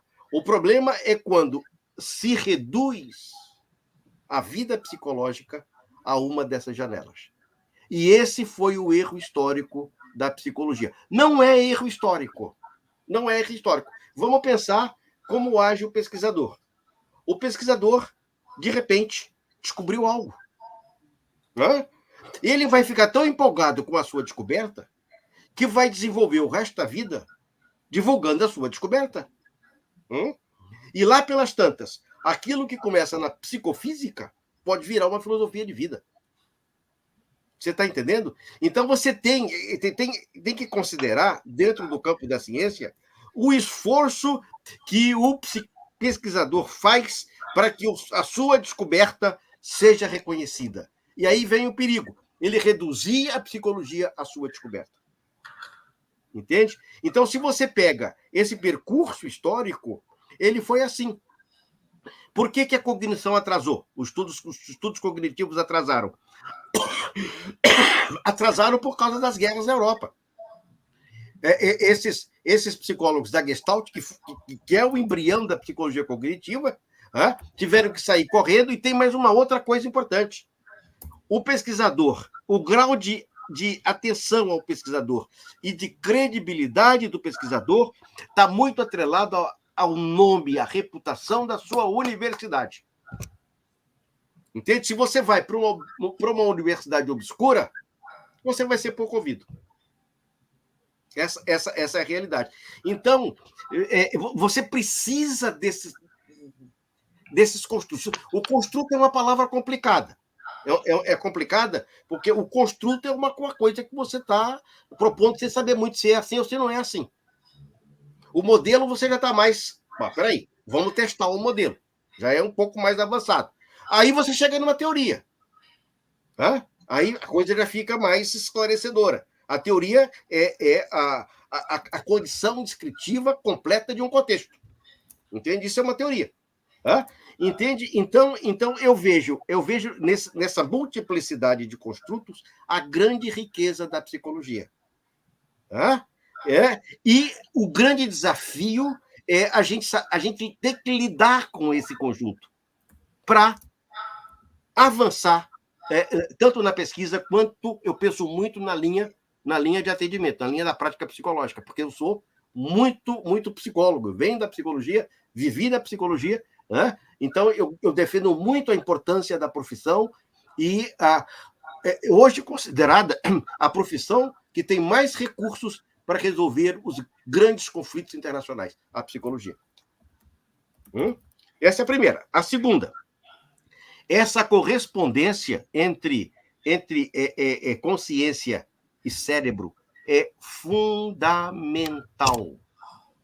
Uma coisa não existe sem a outra. Se eu estou querendo entender a consciência sem ver a contrapartida,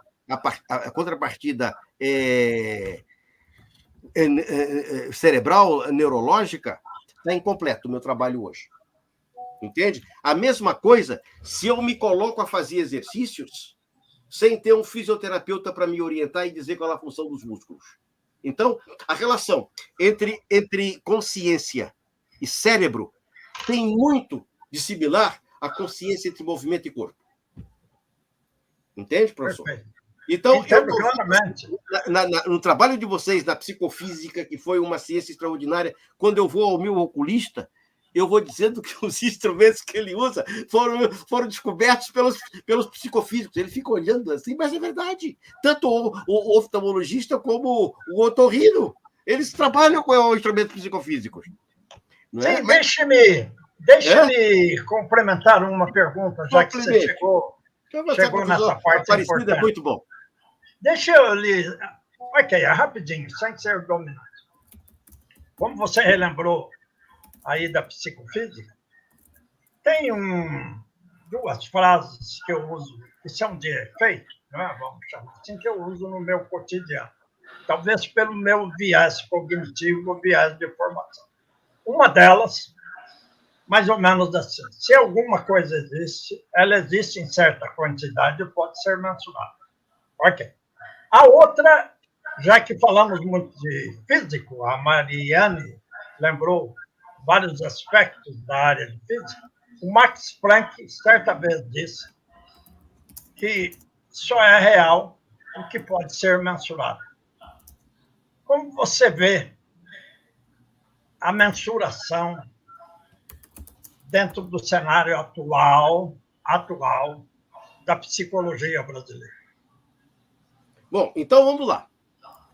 O que mede a quantificação? O que ela mede? Ela mede qualidade, professor. Entende? Onde está a pureza da medida, da mensuração? A pureza da mensuração está na depuração das qualidades para que ela possa fazer as medidas. Entende? Então, do mesmo jeito que você não pode ter a separação entre cérebro e mente, você não pode ter essa separação entre quantidade e qualidade. O que aconteceu é que a qualidade, o pessoal que estuda qualidades como pesquisa foi para um canto e o pessoal que estuda quantidade foi para o outro. Não dá para abrir mão da quantidade, professor. Não dá. E é por isso que eu digo que uma das coisas mais importantes para o estudante de psicologia é aprender a fazer questionários. Porque se ele é um bom preparador de questionários, se ele sabe trabalhar com estatística de questionários, entende? Ele é chamado para trabalhar em algum campo, ele vai fazer um bom questionário, vai testar esse questionário e vai ter medidas. E depois ele vai esclarecer essas medidas com entrevistas qualitativas. Nós já fizemos isso e a Mariane é testemunha. Nós já comparamos escala com narração de evento de vida, professor. Já fizemos isso.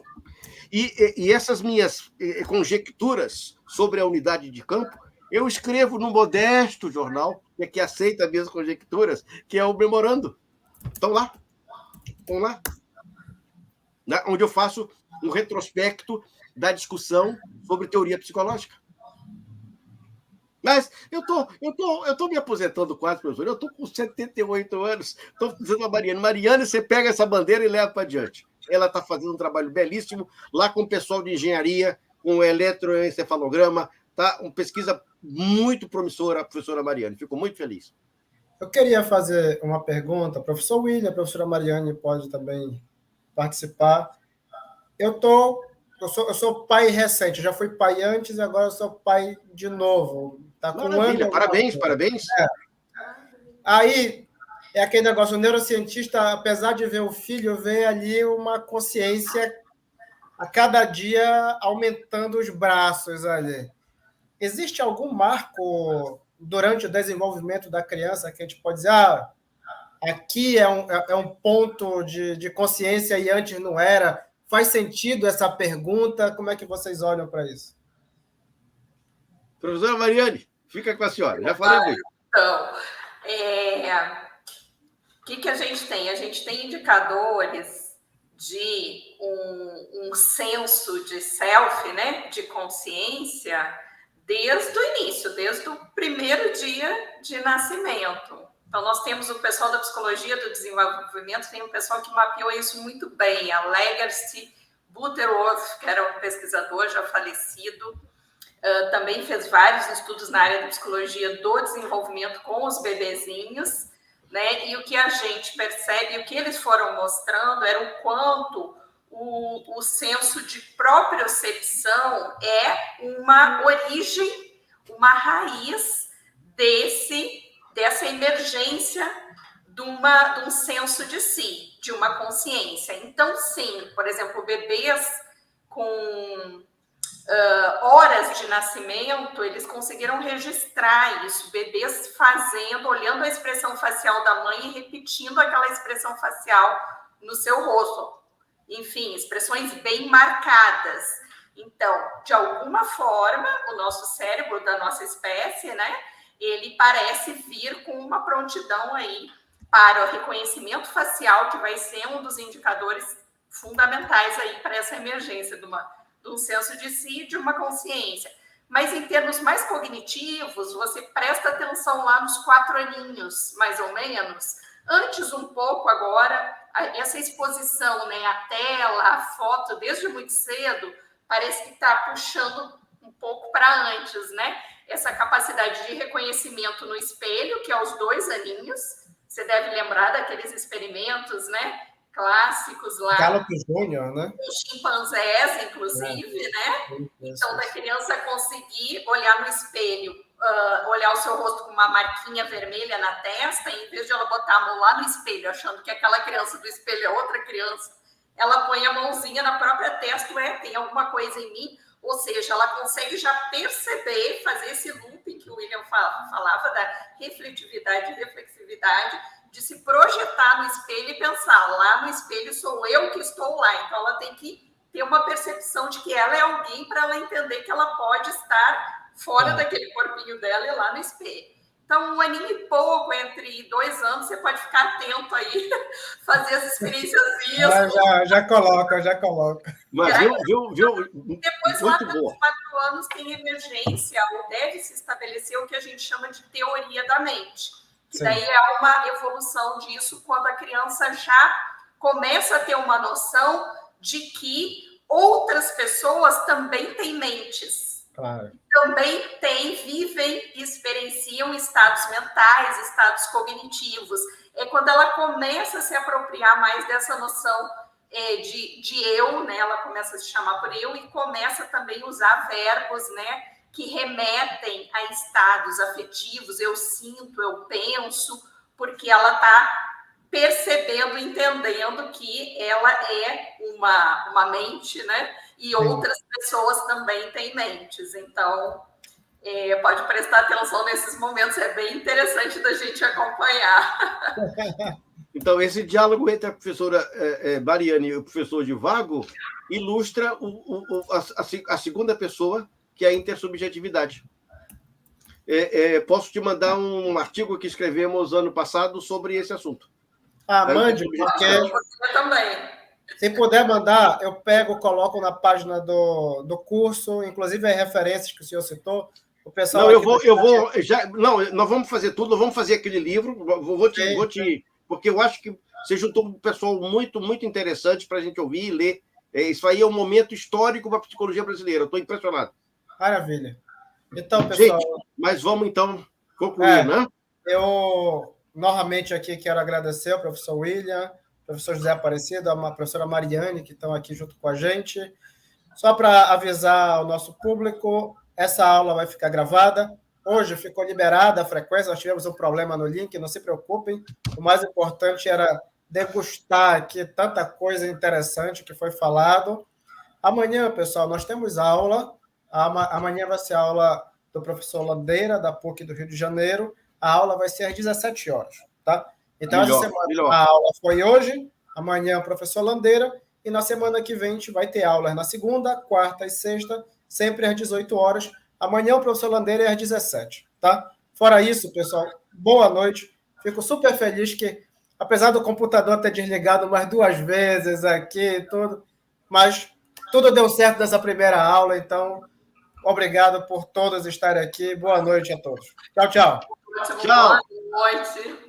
Parabéns, William, pela aula. Obrigado, e para você também pela grande participação. Obrigado, professor Aparecido. Obrigado, William, Givago, Mariane. Obrigada, boa noite. Graças por compartilharem. E a todos os presentes e ouvintes. Claro, todos os presentes. Boa noite a todos aí. Nos veremos amanhã na bela jornada. Tchau, tchau. Tchau.